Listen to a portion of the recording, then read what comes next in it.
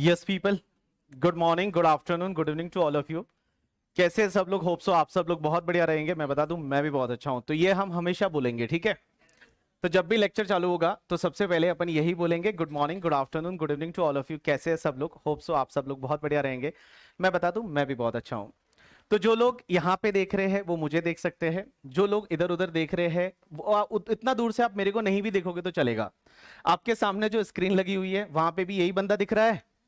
हाँ, दिख रहा है ना? तो वहां पे भी वो दिख रहा है, तो आप वहां पे देखोगे तो ज्यादा बेटर रहेगा, क्योंकि डायरेक्टली आप आई कांटेक्ट रहेगा, आप मुझे ही देख पाओगे। नहीं तो मेरे बहाने पता नहीं आप किस किस को देखने वाले हो करके, ठीक है? तो पहले दिन आके लोग अपॉर्चुनिटी ढूंढने लग गए होंगे।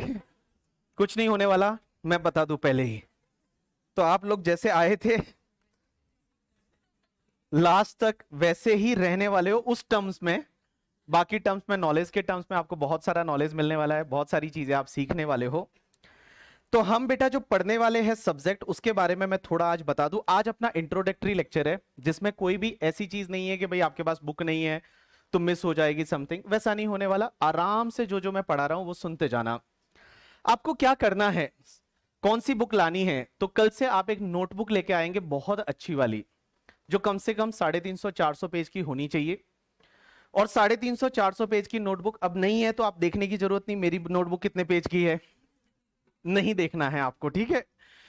अच्छी वाली नोटबुक क्लासमेट की ला सकते हो तो वो वाली, नहीं तो कोई भी नोटबुक चलेगी, लेकिन अच्छी होनी चाहिए। और उसके पास साथ में आपके पास 2-3 कलर की पेन होनी चाहिए।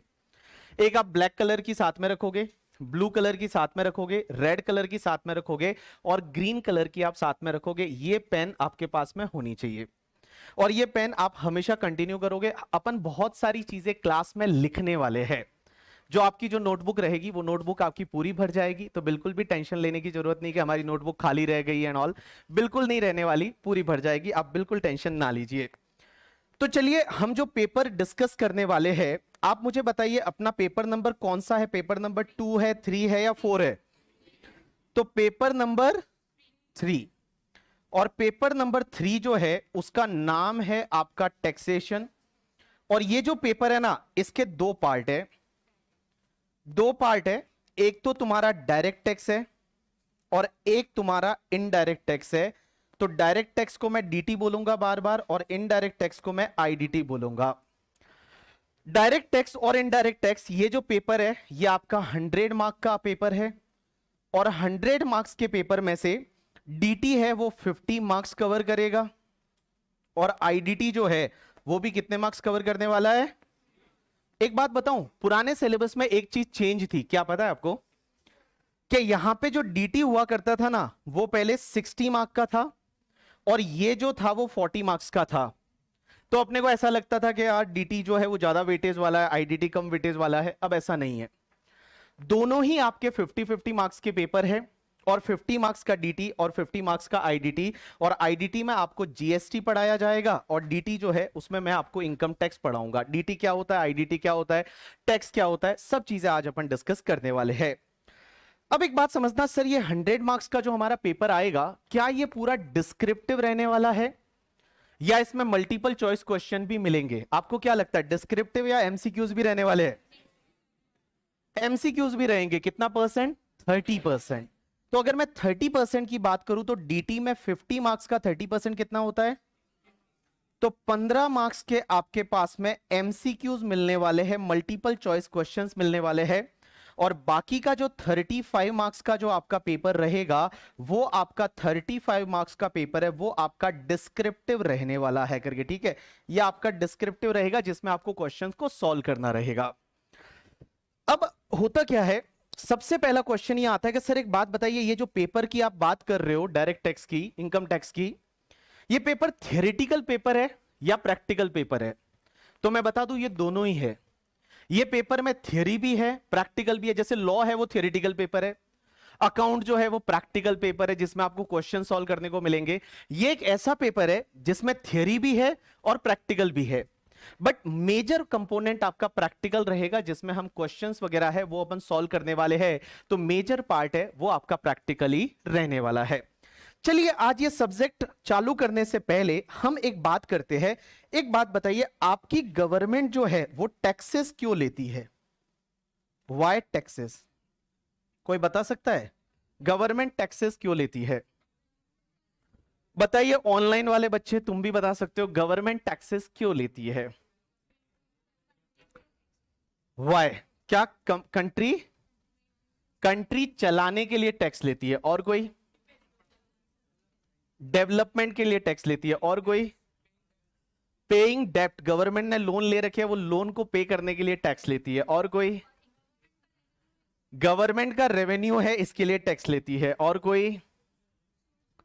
सोशल वेलफेयर के लिए, सोफिस्टिकेटेड लैंग्वेज में बोले तो सोशल वेलफेयर के लिए, ठीक है, टैक्स लेती है। कोई बोल रहा है गवर्नमेंट करप्शन करने के लिए टैक्स लेती है करके, ठीक है।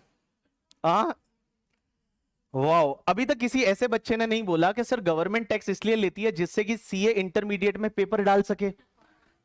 नहीं तो अगर टैक्स नहीं लेती होती तो सीए इंटरमीडिएट में पेपर ही नहीं होता, सीए फाइनल में पेपर ही नहीं होता। तो क्या गवर्नमेंट इसके लिए टैक्स लेती है क्या? Right answer is government tax इसलिए लेती है क्योंकि आपने गवर्नमेंट को एक रेस्पॉन्सिबिलिटी दे रखी है। जब आप वोट देने गए थे 2019 में, उससे पहले भी आपने वोट दिया था 2014 में, तो गवर्नमेंट को एक रेस्पॉन्सिबिलिटी देके आए थे वोट देने के बाद कि इस कंट्री को रन करना है, इस कंट्री को डेवलप करना है, और उसके लिए रन करने के लिए, डेवलप करने के लिए पैसे की जरूरत पड़ती है। आपने देखा होगा पब्लिक वेलफेयर के लिए रोड कहां से बनाएंगे भाई? यहां पे जितना रेल है वो रेल कहां से बनाएंगे, मेट्रो कहां से बनाएंगे? तो उसके लिए पैसे की जरूरत पड़ती है और उसके लिए गवर्नमेंट टैक्स लेती है। अब मैं जो आपको पढ़ाने वाला हूं, अभी आपको लिखने की कोई जरूरत नहीं है, आप सिर्फ सुनते जाना, आपको सब चीजें समझ में आती जाएगी। तो गवर्नमेंट टैक्सेस क्यों लेती है? क्योंकि गवर्नमेंट को आपने एक रेस्पॉन्सिबिलिटी दे रखी है कि इंडिया को रन करना है, इंडिया को डेवलप करना है। और किसी भी कंट्री को रन करने के लिए, डेवलप करने के लिए दो चीजों की जरूरत होती है। आप एक बात बताओ, आपको अगर कोई रेस्पॉन्सिबिलिटी दे दी जाए कि आपको इंडिया को रन करना है, इंडिया को डेवलप करना है, तो आपको दो चीजों की जरूरत पड़ती है। एक तो होता है पावर चाहिए आपको, और दूसरा क्या चाहिए? पैसा। दूसरा क्या चाहिए? मनी चाहिए। तो एक तो पावर चाहिए और दूसरा चाहिए पैसा। बिना पावर के कुछ नहीं हो सकता। सोचो, अगर हमारी गवर्नमेंट है, उसको हम ऐसे ही वोट देके बोले इंडिया को डेवलप करना है, इंडिया को आगे बढ़ाना है, भाई उनको पावर तो देना पड़ेगा ना। बिना पावर के कोई कैसे कर सकता है यार कुछ भी काम? नहीं तो कोई भी मानेगा ही नहीं। अगर मान लो टैक्स भी लगाना है तो टैक्स लगाने की पावर तो होनी चाहिए, और पावर है तभी तो कुछ कर पाएंगे। अगर उनके पास पावर ही नहीं है, आज अगर मान लो हमारी सेंट्रल गवर्नमेंट है, स्टेट गवर्नमेंट है, उनको अगर बोलते हैं स्टेट गवर्नमेंट को कि महाराष्ट्र को डेवलप करना है, सेंट्रल गवर्नमेंट को बोलते हैं इंडिया को डेवलप करना है, आगे ले जाना है, बट पावर चाहिए ना।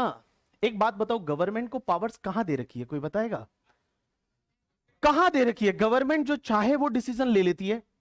मोदी जी आके कुछ भी बोल देते हैं, मित्रों, भाइयों और बहनों, ये हो जाएगा, वो हो जाएगा, हम ये कर देंगे, वो कर देंगे। तो ये करने की पावर दे कहां रखी है? कहां दे रखी है? कॉन्स्टिट्यूशन ऑफ इंडिया में। अपने कॉन्स्टिट्यूशन ऑफ इंडिया में पावर दे रखी है कि गवर्नमेंट जो चाहे वो कर सकती है, जो चाहे वो। मिस गवर्नमेंट की जो भी पावर है, कोर्ट्स की जो पावर है, हाई कोर्ट की पावर है, सुप्रीम कोर्ट की पावर है, यहां ग्राम पंचायत की पावर है, म्युनिसिपैलिटी की पावर है, ये सब पावर जो है वो दे रखी है कॉन्स्टिट्यूशन ऑफ इंडिया में। अब कॉन्स्टिट्यूशन ऑफ इंडिया में इनको पावर तो दे रखी है कि कॉन्स्टिट्यूशन ऑफ इंडिया में, कॉन्स्टिट्यूशन ऑफ इंडिया जो है, जो भारत का संविधान है, उधर पावर दे रखी है। तो क्या कॉन्स्टिट्यूशन ऑफ इंडिया में यह भी पावर दे रखी है कि हमारी गवर्नमेंट इनकम टैक्स ले सकती है? क्या यह पावर कॉन्स्टिट्यूशन ऑफ इंडिया में दे रखी है? आपको क्या लगता है कि हमारी गवर्नमेंट इनकम टैक्स ले सकती है? क्या यह पावर दे सकती है कॉन्स्टिट्यूशन ऑफ इंडिया में या नहीं दे रखी? यस। आपने अगर कभी सुना होगा तो कॉन्स्टिट्यूशन ऑफ इंडिया में आर्टिकल होते हैं। क्या होते हैं? आर्टिकल। आर्टिकल्स पता है आर्टिकल क्या होता है? आर्टिकल होते हैं, और उसमें एक आर्टिकल ऐसा है जिसकी एक 7th शेड्यूल है, और उसमें आपको पता रहेगा 3 लिस्ट दे रखी है। एक तो तुम्हारी यूनियन लिस्ट, एक तुम्हारी स्टेट लिस्ट, और एक तुम्हारी कॉन्करेंट लिस्ट। तो एक आर्टिकल है, आर्टिकल नंबर 7 करके, और sorry not article number 7, 7th schedule करके, ठीक है। और वो आर्टिकल जो है, उस आर्टिकल में ये पावर दे रखी है कि भैया क्या होता है कि 3 लिस्ट दे रही, एक दे दी यूनियन लिस्ट, एक दे दी स्टेट लिस्ट, और एक दे दी कॉन्करेंट लिस्ट। यूनियन लिस्ट में ऐसे मैटर दे रखे हैं कि जिसमें हमारी सेंट्रल गवर्नमेंट लॉ बना सकती है। जैसे मिलिट्री वगैरह है वो उसमें दे दी, इनकम टैक्स भी उसी में दे रखा है कि हमारी सेंट्रल गवर्नमेंट लॉ बना सकती है, वो आपकी यूनियन लिस्ट में दे रखा है। स्टेट लिस्ट में ऐसे मैटर दे रखे हैं जिसपे हमारी स्टेट गवर्नमेंट लॉ बना सकती है, और कॉन्करेंट लिस्ट में ऐसे मैटर दे रखे हैं जिसमें हमारी सेंट्रल गवर्नमेंट भी लॉ बना सकती है और स्टेट गवर्नमेंट भी लॉ बना सकती है। जैसे शादी वगैरह, ये शादी वगैरह ऐसी चीज है, मैरिज है वगैरह, तो उस पे लॉ जो है वो सेंट्रल गवर्नमेंट भी बना सकती है, स्टेट गवर्नमेंट भी बना सकती है। तो चलो एक काम करते हैं, हम एक बार कॉन्स्टिट्यूशन ऑफ इंडिया को देखते हैं कि ये कॉन्स्टिट्यूशन ऑफ इंडिया कहां दे रखा है। ये देखिए, ये आ गया कॉन्स्टिट्यूशन ऑफ इंडिया। आपको बोर्ड पे दिख रहा है कॉन्स्टिट्यूशन ऑफ इंडिया या नहीं दिख रहा है? दिख रहा है। तो ये कॉन्स्टिट्यूशन ऑफ इंडिया पे गए और कॉन्स्टिट्यूशन ऑफ इंडिया में यहां पे आप देखते हैं बहुत सारे आर्टिकल्स दे रखे हैं, और ये आर्टिकलशिप में आर्टिकल जो है वो आर्टिकल्स दे रखे हैं, यूनियन एंड इट्स टेरिटरी, दूसरा है सिटीजनशिप। तो ऐसे ये आर्टिकल चलते जाते हैं चलते जाते हैं चलते जाते हैं, और अपन आर्टिकल नंबर पे चलते हैं। तुम्हारा एक आर्टिकल होता है 246 करके, और आर्टिकल नंबर 246 में दे रखा है subject matter of the laws made by the parliament and the legislature of the state. Article number 246 है, और 246 आर्टिकल में यह बोला हुआ है कि यहां पे कुछ ऐसे मैटर है जिन मैटर पे आपकी सेंट्रल गवर्नमेंट या स्टेट गवर्नमेंट है वो लॉ बना सकती है। तो हम आर्टिकल नंबर 246 में जाते हैं पहले, क्या आर्टिकल नंबर 246 में क्या लिखा हुआ है। तो चलिए, ये कॉन्स्टिट्यूशन ऑफ इंडिया आपके 404 पेज का है, तो 404 पेज में आर्टिकल नंबर हम गए 246 पे, और 246 पे जाके देखते हैं कि क्या दे रखा है। तो यहां पे ये आ गया आर्टिकल नंबर 246।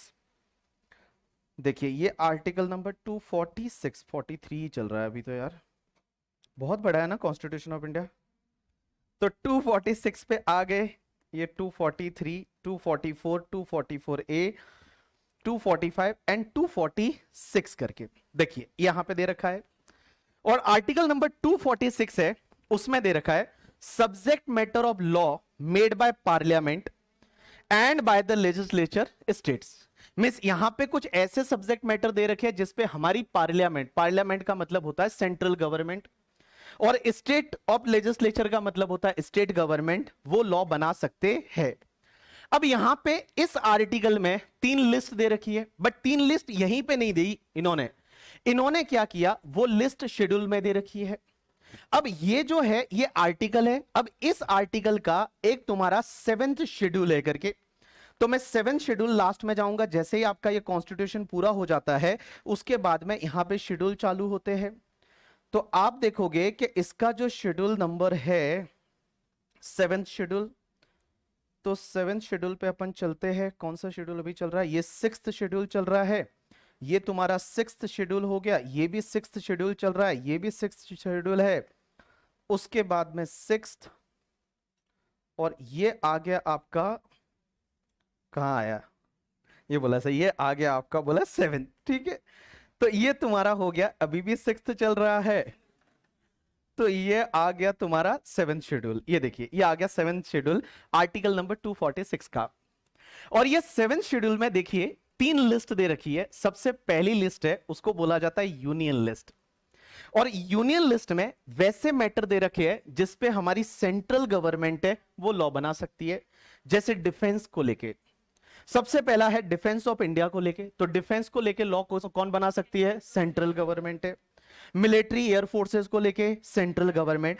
अब इसी में अगर अपन जाते हैं तो एक एंट्री आती है, दैट इज एंट्री नंबर 82 करके, और देखिए एंट्री नंबर 82 में क्या दे रखा है, एंट्री नंबर 82 है, वो एंट्री नंबर 82 में आ गए, और यहां पे दे रखा है taxes on the income other than agriculture income. तो हमारी सेंट्रल गवर्नमेंट है वो टैक्सेस ले सकती है हर इनकम पे, एग्रीकल्चर इनकम को छोड़ के। इंडिया में आपको पता है एग्रीकल्चर इनकम पे टैक्स नहीं लगता, कितना भी कमाओ, कितना भी कमाओ, आपकी मर्जी है जितना कमाओ। आप 10 करोड़ अगर एग्रीकल्चर से कमाते हो तो भी इंडिया में एग्रीकल्चर इनकम पे टैक्स नहीं लगता है। आपको क्या लगता है, एग्रीकल्चर इनकम पे टैक्स लगना चाहिए या नहीं लगना चाहिए? हाँ, आपको क्या लगता है कि एग्रीकल्चर इनकम पे टैक्स लगना चाहिए? लगता नहीं है, सेंट्रल गवर्नमेंट नहीं ले सकती। क्योंकि ये एंट्री क्या बोलती है, सेंट्रल गवर्नमेंट ले सकती है टैक्सेस ऑन इनकम, किसी भी इनकम पे टैक्स ले सकती है अदर देन एग्रीकल्चर इनकम। तो एग्रीकल्चर इनकम पे सेंट्रल गवर्नमेंट तो हमारी टैक्स नहीं ले सकती, क्या स्टेट गवर्नमेंट ले सकती है या नहीं? क्या स्टेट गवर्नमेंट है वो एग्रीकल्चर इनकम पे टैक्स ले सकती है या नहीं? सेंट्रल गवर्नमेंट तो नहीं ले सकती, क्योंकि इसमें तो पावर नहीं है। इसमें पावर सेंट्रल गवर्नमेंट को दे रखा है taxes on income other than agriculture income. क्या स्टेट गवर्नमेंट ले सकती है या नहीं? तो एक काम करते हैं ना, इसके नीचे ही रहेगी state list, that is the constitution of India की। तो ये 7 शेड्यूल की ये आ गई स्टेट लिस्ट। स्टेट लिस्ट में स्टेट गवर्नमेंट इन इन चीजों पे लॉ बना सकती है। सबसे पहला पब्लिक ऑर्डर, जैसे पुलिस वगैरह होती है, 2 में दे रखा है पुलिस है, तो जो पुलिस है वो महाराष्ट्र पुलिस में आती है, तो महाराष्ट्र गवर्नमेंट उस पे लॉ बनाती है। इसमें जाके अगर अपन देखते हैं आगे आगे आगे आगे आगे, तो एक एंट्री हमको यहां पे मिल जाती है, और एक एंट्री हमको मिलती है यहां पे, that is the entry number 46 करके। देखो क्या लिखा हुआ है, टैक्सेस ऑन एग्रीकल्चर इनकम। तो एग्रीकल्चर इनकम अगर आप कमाओगे तो एग्रीकल्चर इनकम पे टैक्स लेने का राइट किसके पास है, सेंट्रल गवर्नमेंट या स्टेट गवर्नमेंट? बट क्या आज की डेट में कोई भी स्टेट गवर्नमेंट है वो एग्रीकल्चर इनकम पे टैक्स लेती है क्या? नहीं, एग्रीकल्चर इनकम पे टैक्स नहीं लगता।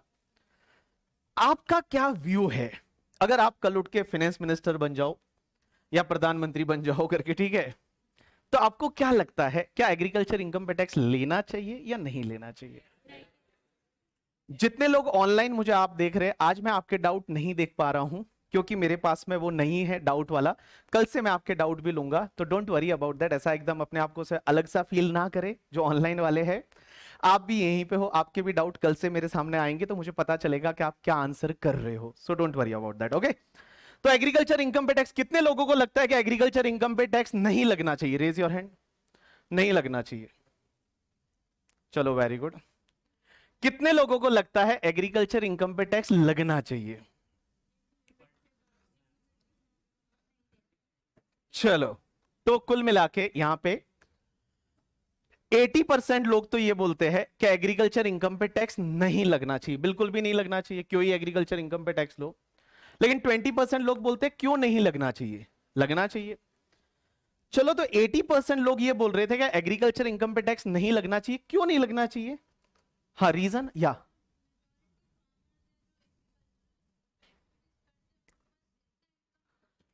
तो इतना इनकम की तो बात ही नहीं करते, ऐसे भी 7 लाख तक तो टैक्स नहीं लगता है नॉर्मली। अगर कोई गरीब किसान है, विदर्भ में रहता है मान लो, उसके पास ज्यादा इनकम नहीं है, हम उस पर टैक्स नहीं लेते ना। 7 लाख तक तो ऐसे भी एग्जामिशन है, क्या 7 लाख तक की इनकम पे टैक्स नहीं लगता? तो एग्रीकल्चर इनकम पे टैक्स क्यों नहीं लगना चाहिए?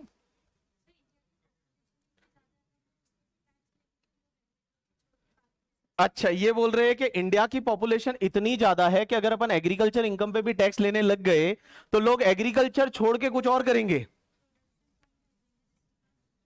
बट ये तो इनकम पे टैक्स लग रहा है ना, तो कुछ और करेंगे तो वहां पे भी तो टैक्स लगेगा। अच्छा, मतलब एग्रीकल्चर को प्रमोट करने के लिए कुछ लोग बोल रहे हैं कि एग्रीकल्चर को गवर्नमेंट प्रमोट करना चाहती है, इसलिए बोलती है एग्रीकल्चर इनकम पे टैक्स नहीं लगेगा, या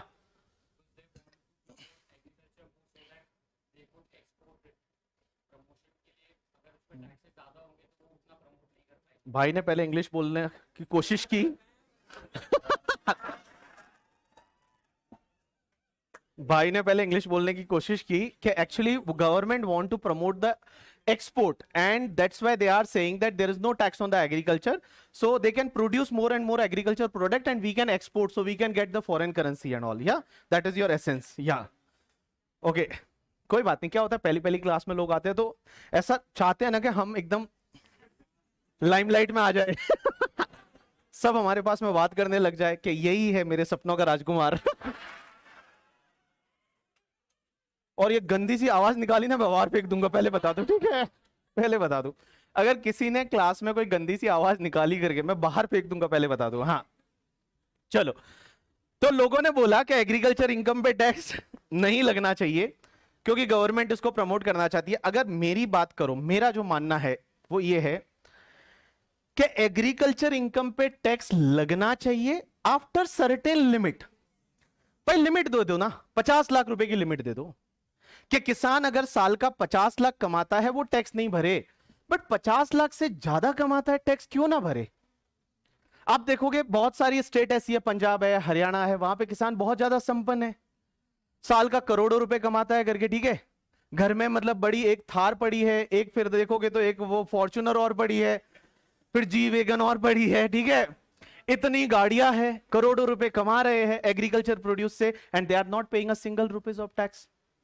लेकिन वही आप देखोगे बेचारा एक सैलरी एम्प्लॉय है, साल का 10 लाख कमाता है और वो टैक्स भरता है।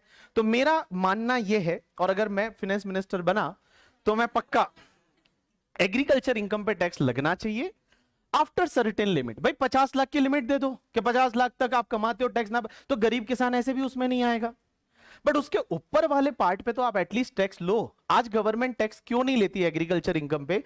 उसके पीछे के दो रीजन हो सकते हैं। एक तो पॉलिटिकल रीजन सबसे बड़ा, क्या आज अगर गवर्नमेंट ट्राई कर ले, मान लो कॉन्स्टिट्यूशन को चेंज करके, और ये एग्रीकल्चर इनकम को यहां से हटा के ऊपर वाले में डाल दे करके, ठीक है, क्या सेंट्रल गवर्नमेंट एग्रीकल्चर इनकम पे भी टैक्स ले सकती है, ऐसा अगर डाल दे, तो जैसे ही ऐसा डालेगी वैसे क्या होगा, ऑपोजिशन की पार्टी है वो प्रचार करेगी कि देखो किसानों को छोड़ दी, किसानों के लिए गलत कर रहे हैं, ये है, किसानों को टैक्स भरना पड़ रहा है, और इंडिया का मेजर पॉपुलेशन है वो किसान है, तो गवर्नमेंट गिर जाएगी, गवर्नमेंट को इलेक्शन में वोट नहीं मिलेंगे, गवर्नमेंट हार जाएगी करके, ठीक है। तो एक तो रीजन ये है। दूसरा रीजन ये भी है कि बहुत सारे पॉलिटिशियन की मेजर इनकम एग्रीकल्चर से है। आप देखोगे बहुत सारे पॉलिटिशियन की मेजर इनकम एग्रीकल्चर से, और ये लोग तो क्या करते हैं, जानबूझ के करते हैं, एग्रीकल्चर बताते हैं। अभी आपने देखा होगा अमिताभ बच्चन की बेटा कौन है, अभिषेक बच्चन, उसकी बेटी भी अब फार्मर बन गई है। अभिषेक बच्चन की जो बेटी है उसने भी एक एग्रीकल्चर लैंड खरीदा है और अपने आप को फार्मर बताया, और उसकी जो इनकम होगी उससे वो भी क्या हुआ, शाहरुख खान भी फार्मर है। हाँ, तो कुल मिला के बड़ा नॉलेज है इनको, कौन कौन फार्मर है, कौन क्या है करके, ठीक है। तो इससे क्या होता है ना, एक मैं बताऊं आपको, एक इंटरेस्टिंग केस बताता हूं। इससे क्या होता है ना, मार्केट में ब्लैक एंड व्हाइट करने का एक बढ़िया तरीका है एग्रीकल्चर इनकम। कैसे करते हैं मैं बताता हूं, बड़ा सिंपल है, आपको समझ में आएगा आराम से। कि जैसे मैं हूं, मेरे नाम पे मैंने राजस्थान में एक जमीन ले रखी है 50 बीघा। बीघा समझते हो ना, बीघा हर स्टेट में अलग अलग होता है, but bigha is normally one measurement. जैसे एकड़ होता है, एकड़ बहुत बड़ा होता है, बीघा बहुत छोटा होता है। मैंने राजस्थान में 50 बीघा जमीन ले रखी है। अब मुझे क्या करना है कि मेरे पास में मान लो कैश का पैसा आता है, ब्लैक आता है। For an example, student fees पे करते वो ब्लैक में करते, एग्जाम्पल ले रहा हूं जस्ट, ऐसा होता नहीं है, ठीक है, कि मान लो स्टूडेंट ने जो मुझे फीस पे किया वो कैश में किया। अब जो कैश में स्टूडेंट से फीस आया, अब मैं अगर इसको बैंक में जमा कराऊंगा तो वो व्हाइट का हो गया और मुझे टैक्स भरना पड़ेगा। और इंडिया में टैक्स रेट है ना 30% है, और 30 नहीं, अगर मान लो किसी की इनकम 5 करोड़ से ज्यादा है तो टैक्स रेट 43% है। कितना? 43%। एक बार सोच के देखो कि आप लाख रुपया कमा रहे हो, उसमें से 43,000 मोदी जी को दे रहे हो, मतलब आप 12 महीने में से, एक अभी अश्नीर ग्रोवर का वीडियो आया था, आपने देखा होगा, कि 12 महीने में से 5 महीना काम तो आप मोदी जी के लिए कर रहे हो। भाई 12 महीने अगर आप जॉब करते हो तो 12 महीने में से 5 महीने जॉब आप मोदी जी के लिए कर रहे हो करके, ठीक है। तो बड़ा हर्ट करता है ना, दिल में दुखता है 43% टैक्स। तो मैंने क्या सोचा कि कैश आया है, मैं इसको बैंक में जमा कराऊंगा तो क्या होगा, ये पैसा जो है वो वाइट बन गया और वहां पे टैक्स भरना पड़ेगा। मैं दिमाग लगाता हूं, मेरी एग्रीकल्चर लैंड है, मैं क्या करता हूं, किसी से वहां पे जो मंडी होती है ना, एग्रीकल्चर मंडी समझते हो, farm produce mandi, APMC and all, agriculture produce market committee, mandis. मैं मंडीज में किसी के पास जाता हूं और बोलता हूं कि मुझे ना बिल दे दो एक, और मार्केट में बिल मिलते हैं कि मैंने आपको एग्रीकल्चर प्रोड्यूस बेचा है, उसका मुझे बिल दे दो। तो मैंने उससे क्या किया, 50 लाख का बिल ले लिया कि मैंने इसको एग्रीकल्चर प्रोड्यूस बेचा है, बिल लेके मैं घर पे बैठ गया। अब वो 50 लाख मैंने एज इट इज बैंक में जमा करा लिए, और बैंक में जमा करा के मैंने बोला ये तो एग्रीकल्चर इनकम है। कल उठ के इनकम टैक्स वाले पूछेंगे कैसे एग्रीकल्चर इनकम हुई, तो मैंने कहा देखो मेरे पास एग्रीकल्चर लैंड है राजस्थान में 50 बीघा, उससे एग्रीकल्चर प्रोड्यूस हुआ था और मैंने बेचा, और एग्रीकल्चर प्रोड्यूस आप कैश में बेच सकते हो, कितना भी कैश ले सकते हो, कोई दिक्कत नहीं। और ये कैश आया था, मैंने बैंक में जमा करा दिया, व्हाइट हो गया, इनकम टैक्स रुपया भी नहीं लगा, इनकम टैक्स 1 रुपया भी नहीं लगा। और ऐसा करके लोग जो है वो ब्लैक एंड व्हाइट करते हैं। जितने नेता लोग हैं आप देखोगे, जितने नेता लोग महाराष्ट्र के, विदर्भ के, सबके पास में बड़े बड़े एग्रीकल्चर लैंड है, और वो यही करते हैं, बिल लेते हैं और बिल का जो पैसा है वो बैंक में जमा कराते हैं, वाइट हो गया पैसा, 1 रुपए का टैक्स नहीं भरा, क्योंकि एग्रीकल्चर इनकम पे टैक्स लगता ही नहीं। लेकिन मैं बताऊं, आजकल इनकम टैक्स वाले भी बहुत होशियार हो गए हैं। एक केस आया, सीए फाइनल में हम डिस्कस करते हैं, बट मैं आपको बताऊं हुआ क्या उस केस में, कि एक बंदे ने ऐसे ही अपने इनकम टैक्स रिटर्न में 50 लाख बता दिया कि एग्रीकल्चर प्रोड्यूस बेचा था, उसका ये रहा बिल और ये रहा 50 बैंक में जमा कराया, 1 रुपया टैक्स नहीं भरा। इनकम टैक्स ऑफिसर ने उसको बुलाया और पूछा कि बता तूने तेरे खेत में क्या बोया था, पहले तो ये बता। उसने बताया कि मैंने इस खेत में मान लो गेहूं या जीरा या बाजरा या कपास या जो भी था, उसने बताया कि ये मैंने बोया था। बोला कौन से महीने से कौन से महीने के बीच में बोया था, बता मुझे। उसने बताया वो भी कि इस महीने से लेके इस महीने के बीच में मैंने जो है वो एग्रीकल्चर वहां ग्रो किया था मेरे खेत में। इनकम टैक्स डिपार्टमेंट ने उस खेत की सैटेलाइट की फोटोज मंगाई, सैटेलाइट से फोटो मंगाई गूगल से, और बोला कि इस महीने से इस महीने तक आप हमको उस खेत की फोटो लाके दे दो। और पता चला जब वो खेत की फोटो आई तो उस खेत में कोई भी नहीं बोया था, कोई एग्रीकल्चर हुआ ही नहीं था। और आजकल इनकम टैक्स वाले ऐसे भी पकड़ सकते हैं, बहुत होशियार हो गए हैं, टेक्नोलॉजी उनके पास भी है करके, ठीक है। तो उस टेक्नोलॉजी को यूज करके वो भी ऐसा कर सकते हैं।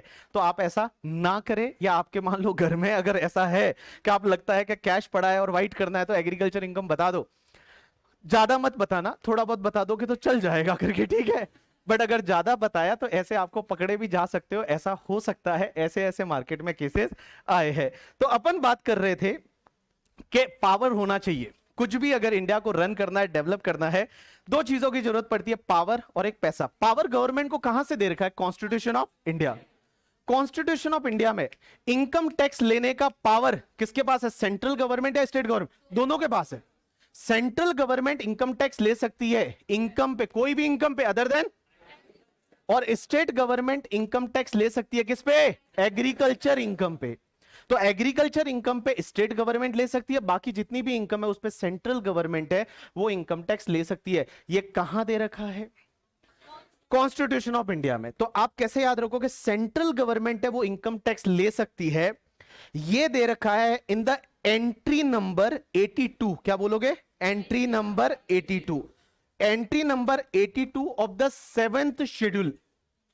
एंट्री नंबर 82, ये देखिए एंट्री नंबर 82 जो था, और एंट्री नंबर 82 में ऐसा दे रखा है इन द 7th शेड्यूल, ये एंट्री नंबर 82 है और ये 82 दे रखा है, taxes on income other than agriculture income. Entry number 82 of the 7th schedule, ये 7th शेड्यूल में दे रखा है, 7th शेड्यूल में दे रखा है। और 7th शेड्यूल किसका, दैट इज आर्टिकल 246 का। तो कॉन्स्टिट्यूशन के जैसे टॉपिक होते हैं ना, अपने जैसे एक सब्जेक्ट होता है उसमें टॉपिक होते हैं कि टॉपिक 1 2 3 4, तो कॉन्स्टिट्यूशन को आर्टिकल में डिवाइड कर रखा है। क्या आर्टिकल 1 2 3 4, तो उस आर्टिकल नंबर 246 है, 246 आर्टिकल का एक 7th शेड्यूल है। 7th शेड्यूल में 3 लिस्ट दे रखी है, एक यूनियन लिस्ट, एक स्टेट लिस्ट और एक कॉन्करेंट लिस्ट। और यूनियन लिस्ट का एंट्री नंबर 82 बोलता है कि हमारी सेंट्रल गवर्नमेंट टैक्स ले सकती है on all type of income other than agriculture income. और स्टेट गवर्नमेंट जो है आपका एंट्री नंबर, स्टेट गवर्नमेंट का एंट्री नंबर कौन सा है, 46। एंट्री नंबर 46 में ऐसा दे रखा है कि टैक्स ले सकती है ऑन द एग्रीकल्चर इनकम। कौन ले सकती है, स्टेट गवर्नमेंट। तो चलिए अगर अपन इसकी बात करते हैं, पावर दे रखा है कॉन्स्टिट्यूशन ऑफ इंडिया में, और कॉन्स्टिट्यूशन ऑफ इंडिया में ये पावर कहां दे रखा है, तो मैं बताऊं आपका, इनकम टैक्स ले सकती है, tax on income other than, हाँ, अदर देन एग्रीकल्चर इनकम। और ये कहां दे रखा है, यूनियन लिस्ट में, हाँ, यूनियन लिस्ट का entry number 82 of the 7th schedule, 7th schedule of article 246। So article 246 के 7th schedule entry number 82 union list में दे रखा है, tax on income other than agriculture income.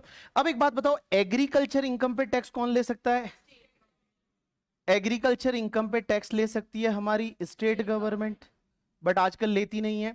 और वो कौन सी एंट्री थी, entry number 46 of list 2। List 2, या मैं बोल सकता हूं स्टेट लिस्ट। स्टेट लिस्ट 2 है, उसकी एंट्री नंबर 46 में दे रखा है एग्रीकल्चर इनकम पे टैक्स ले सकती है हमारी स्टेट गवर्नमेंट। अब एक बात बताओ, गवर्नमेंट पैसा कहां से लाएगी? गवर्नमेंट पैसा कहां से, सीधा टैक्सेस लेगी क्या सीधा? हाँ, गवर्नमेंट पैसा कहां से लाएगी? गवर्नमेंट को चाहिए पैसा, पैसा कहां से लाएगी? चलो अपन किसी का एग्जाम्पल लेते हैं और एग्जाम्पल से समझने की कोशिश करते हैं कि गवर्नमेंट पैसा कहां से लाएगी। जैसे अपन एग्जाम्पल लेते हैं आप ही का, आपने इंग्लिश में बोला था आपका नाम सार्थक। एक बंदा है जिसका नाम है सार्थक। चलो इधर ध्यान दो सब लोग, बोर्ड पे ध्यान दो। ये है हमारा सार्थक, तो सार्थक का फोटो बना दे। हाँ सार्थक भैया, सार्थक पे ध्यान देना सब लोग। हाँ ये सार्थक है, सार्थक के हाथ पैर दोनों बना देते हैं।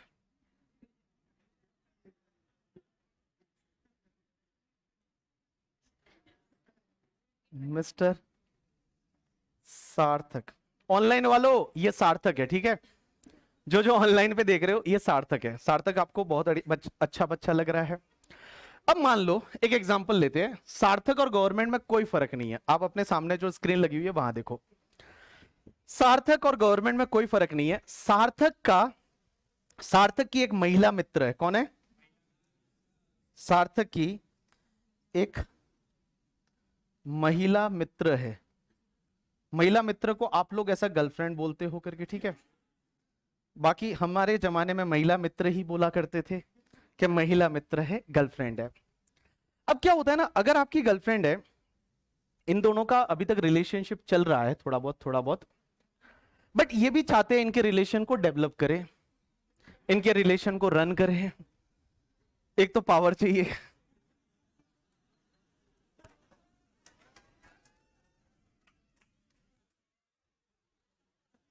सॉरी मैं मेरे शब्दों को वापस लेता हूं, ठीक है? वो गलत डायरेक्शन में जा रहा है मैं मेरे शब्दों को वापस लेता हूं। ये सार्थक है। सार्थक मान लो सीए इंटरमीडिएट क्लियर कर चुका है, ठीक है? सीए इंटरमीडिएट दोनों ग्रुप क्लियर होने के बाद क्या होता है? आर्टिकलशिप कर रहा है कहीं पे, बहुत अच्छी फर्म से, बिग फोर से आर्टिकलशिप कर रहा है। मान लो मुंबई में, पुणे में, कहीं पे अच्छी जगह से आर्टिकलशिप कर रहा है। और जब ये आर्टिकलशिप कर रहा था तभी महिला मित्र का बर्थडे था। आजकल क्या होता है ना, बर्थडे में पता है आपको, एक सरप्राइज करके नया फंडा चालू होता है। जो लोग इस जनरेशन के हैं, जिसको क्या बोलते हैं, जेन जी बोलते हैं आप लोगों को, Gen Z. Oh Gen Z generation is 2003 के बाद वाले, राइट? 2000 के बाद। Oh very good. तो सार्थक 2000 के बाद का ही है। हाँ, तो सब लोग जेनजी। आजकल इन बच्चों में क्या होता है पता है आपको? क्या इन बच्चों में एक कॉन्सेप्ट होता है सरप्राइज देना। जैसे किसी का बर्थडे महिला मित्र का, तो सुबह 7 बजे अलग सरप्राइज, एक गिफ्ट जाएगा, फिर 9 बजे वापस, फिर वापस 11-12 बजे, और दिन में ऐसे 5-6 टाइम पे अलग अलग गिफ्ट देते हैं। ऐसा कॉन्सेप्ट होता है। तो महिला मित्र का बर्थडे है, वो मान लो अगले महीने है, बट प्रिपरेशन उसकी 1 महीने पहले से चालू होती है। क्योंकि ऑब्वियसली यार स्पेशल है, महिला मित्र है, जिंदगी में एक ही गर्लफ्रेंड बनी है, वो भी छोड़ के चली गई, तो क्या करेगा बेचारा? तो इसने सोचा कि उसको कुछ सरप्राइज दिया जाए, अपने बर्थडे को बहुत अच्छे से उसको सेलिब्रेट किया जाए। तो एक बंदा सीए है, सीए इंटरमीडिएट क्लियर है बोथ ग्रुप, तो वो सोचेगा पहले बजट बनाएगा कि पैसा कितना चाहिए। तो इसने दिमाग लगाया, कैलकुलेटर लाया, और कैलकुलेटर में उसने देखा कि उस दिन क्या क्या करना है। तो उसमें सबसे पहले इसने सोचा कि हम जाएंगे यहाँ पे, कहाँ पे, एसएल वर्ड नहीं, वाटर किंगडम कौन सा है यहाँ पे आसपास में, पुणे के पास में, इमेजिका। हाँ इमेजिका। तो क्या मैं इमेजिका जाऊंगा? तो इमेजिका का दोनों का कितना टिकट का लगेगा? 1000 इमेजिका टिकट का, ट्रेवलिंग का और 1000 लग जाएगा। और वहां पे जाने के बाद केक वेक काटेंगे, थोड़ा पार्टी वार्टी करेंगे, और उस सब का बजट बना के इसको पता चला कि अपने को एटलीस्ट 7000 रुपीज तो चाहिए। अगर महिला मित्र का बर्थडे अच्छे से सेलिब्रेट करना है तो 7000 रुपीज चाहिए। आप मुझे बताइए ये सार्थक 7000 कहां से लाएगा? कहां से लाएगा सार्थक? ये 7000 कहां से लाएगा? हाँ चलो, हाँ हाँ, यस यस, ऑनलाइन वाले बच्चों, ये सार्थक 7000 कहां से लाएगा? तो सबसे पहला किसी ने बोला कि स्टाइपेंड मिलेगा ना इसको, क्योंकि अगले महीने है बर्थडे। तो अगले महीने जब बर्थडे आएगा उससे पहले पहले जब आर्टिकलशिप कर रहा है तो स्टाइपेंड भी तो आएगा। तो सबसे पहले पता चला कि चलिए 7000 में से कुछ तो स्टाइपेंड आ जाएगा। अब ये स्टाइपेंड है वो इसकी बिजनेस की इनकम है, या मैं बोल दूं इसका प्रोफेशन है करके, ठीक है। तो इसको आर्टिकलशिप कर रहा है, तो आर्टिकलशिप से स्टाइपेंड मिलने वाला है 3,000 रुपया। 3,000 मिनिमम है आजकल, नए में 3,000 मिनिमम है शायद, तो मिनिमम ही मिलेगा। तो 3,000 जो है वो इसको वहां से मिल जाएगा। अब एक बात बताइए, यहां पे शॉर्टफॉल है वो 4,000 और चाहिए। 4,000 कहां से लाएगा बताओ, कहां से लाएगा? सबसे पहले 4,000 कहां से लाएगा? पहले तो खुद का जो आर्टिकलशिप से आने वाला है वो आ गया, उसके बाद बाकी वाला 4,000 कहां से लाएगा? दोस्त से, सीधा दोस्त से बात जाएगा। ये बोल रहा है सेविंग, सेविंग हो गया। अब कहां सेविंग होती है यार, हम गरीब लोगों की आर्टिकलशिप में सेविंग की बात कर रहे हो करके, ठीक है, कुछ नहीं होने वाला सेविंग वगैरह। दूसरा कहां से लाएगा? दूसरा जो है, ये सीधी सी बात है, पेरेंट्स के पास जाएगा और अपने पेरेंट्स को जाके बोलेगा कि मम्मी मम्मी, ये बोलती है मम्मी मम्मी बहू का बर्थडे। भाई मम्मी मम्मी बहू का बर्थडे ऐसा बोल के जिंदा रहना, उस घर में रहना है या नहीं रहना, ठीक है, ऐसा नहीं बोला जाता। मम्मी को जाके बोला जाएगा। और मम्मी को मैं बताऊं ना, अपनी मम्मी बहुत प्यारी रहती है, उसको बोलने की जरूरत ही नहीं रहती, खाना खाना छोड़ दो ना 2 दिन। मम्मी जब बोलती है खाना खाना है, बोले नहीं नहीं खाना नहीं खाना, मेरे को भूख नहीं है, 2 बार बोल दो भूख नहीं है करके, ठीक है। मम्मी फिर बोल देगी भाई क्या चाहिए बता दे, सीधा ही। तो इसने बोला, सार्थक ने अपनी मम्मा को, कि मम्मा एक्चुअली मेरे फ्रेंड का बर्थडे है और मैं चाहता हूं उसको पार्टी देने का, तो मुझे उसके लिए कुछ पैसे चाहिए। तो मम्मी बोलती है बर्थडे उसका है तो वो पार्टी देगा। तो बोले नहीं मम्मी, हमारे केस में रिवर्स होता है कि बर्थडे उसका है और पार्टी हम लोग देते हैं। तो बोला अच्छा तुम पार्टी दे रहे हो, कितना पैसा चाहिए? अब मम्मी को ये बोल देना 4,000 चाहिए, तो मम्मी को हार्ट अटैक आ सकता है। 4,000 मतलब मम्मी 3 बार वापस उसको रिपीट कर करके बोले 4,000, ठीक है। हाँ, तो मम्मी को उसने बोला कि मम्मी है ना हमको 2,000 चाहिए। तो मम्मी से आपने 2,000 मांगा, लेकिन मम्मी आपको जो है वो 2,000 मांगा है तो भी 1,500 ही देगी। तो सबसे पहले दूसरा, इस सार्थक ने पैसा है वो अपने पेरेंट्स से लिया और पेरेंट्स से 1,500 रुपया मिल गया। अब और शॉर्टफॉल चाहिए, कितना शॉर्टफॉल है अभी? 2,500 और चाहिए ना, 2,500। यस, क्या कैलकुलेशन है, कैलकुलेटर पे करोगे तो भी सेम आंसर आएगा। 7,000 माइनस 3,000 माइनस 1,500, कैलकुलेटर पे भी सेम आंसर आएगा। तो यहां पे 2,500 रुपए और चाहिए। 2,500 कहां से लाएगा तुम ही बताओ। अब जाएगा फ्रेंड्स के पास। अब सार्थक जो है वो अपने फ्रेंड को जाके बोलेगा कि देख भाई भाभी का बर्थडे है, बड़ा नॉलेजेबल बंदा है इधर इसको पता है करके, ठीक है, कि यही बोलना पड़ता है कि देख भाई भाभी का बर्थडे, बोले कौन सी भाभी, ठीक है, तो ऐसा बोलना पड़ता है तेरी भाभी का बर्थडे है, ठीक है, तेरी भाभी का बर्थडे है। देख मेरा अगले महीने का स्टाइपेंड और जो आएगा मैं तुझे दे दूंगा, तू मुझे थोड़ा लोन दे दे। तो उससे लोन लिया 2,500 रुपए का लोन, मतलब ऐसे ही ले लिया कि थोड़ा इंटरेस्ट इंटरेस्ट देना है तो देना, नहीं तो कोई बात नहीं, बोलना हम मेरे को तो इंटरेस्ट है ही है ठीक है। तो 2,500 रुपए उससे ले लिया और ऐसा करके इनका रिलेशनशिप है वो डेवलप हुआ। हमारी गवर्नमेंट है ना, और गवर्नमेंट और सार्थक में कोई फर्क नहीं है। हमारी गवर्नमेंट भी वही करती है कि गवर्नमेंट को चाहिए पैसा। अब ये पैसा कहां से लाए करके, ठीक है, तो पैसा लाने के लिए गवर्नमेंट सबसे पहले क्या करती है, गवर्नमेंट के खुद के बिजनेसेस होते हैं। आपने सुना कि नहीं सुना गवर्नमेंट बिजनेस करती है? सुना ना? कौन कौन से बिजनेस है गवर्नमेंट के, एक आधा बताओ, एक आधा बताओ। ये बोलती है रेलवे स्टेशन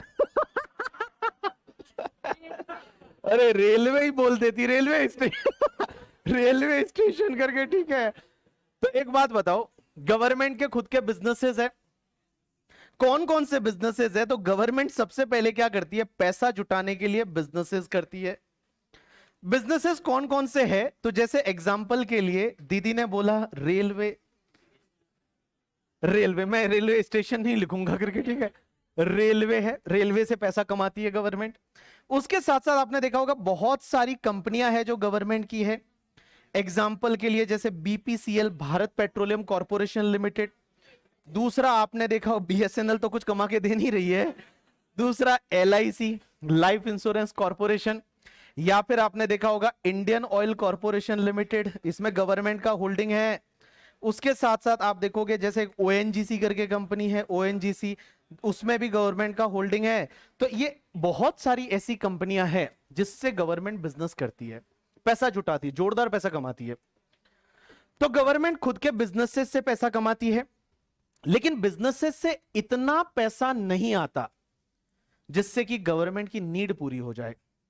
तो उसके लिए, जैसे इसके केस में स्टाइपेंड इतना नहीं था जिससे कि उसकी नीड पूरी हो जाए, तो गवर्नमेंट की भी नीड पूरी नहीं हो रही है, तो गवर्नमेंट क्या करती है, अपने पेरेंट्स के पास जाती है और अपने पेरेंट्स से पैसे मांगती है।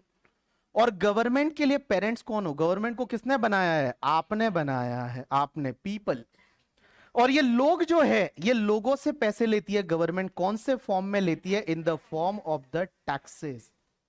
In the form of the taxes लेती है, लोगों से टैक्सेस लेती है, टैक्सेस लेती है। और एक बात बताओ, गवर्नमेंट की नीड तो भी पूरी नहीं हो रही है, तो गवर्नमेंट कहां क्या करती है? लोन लेती है।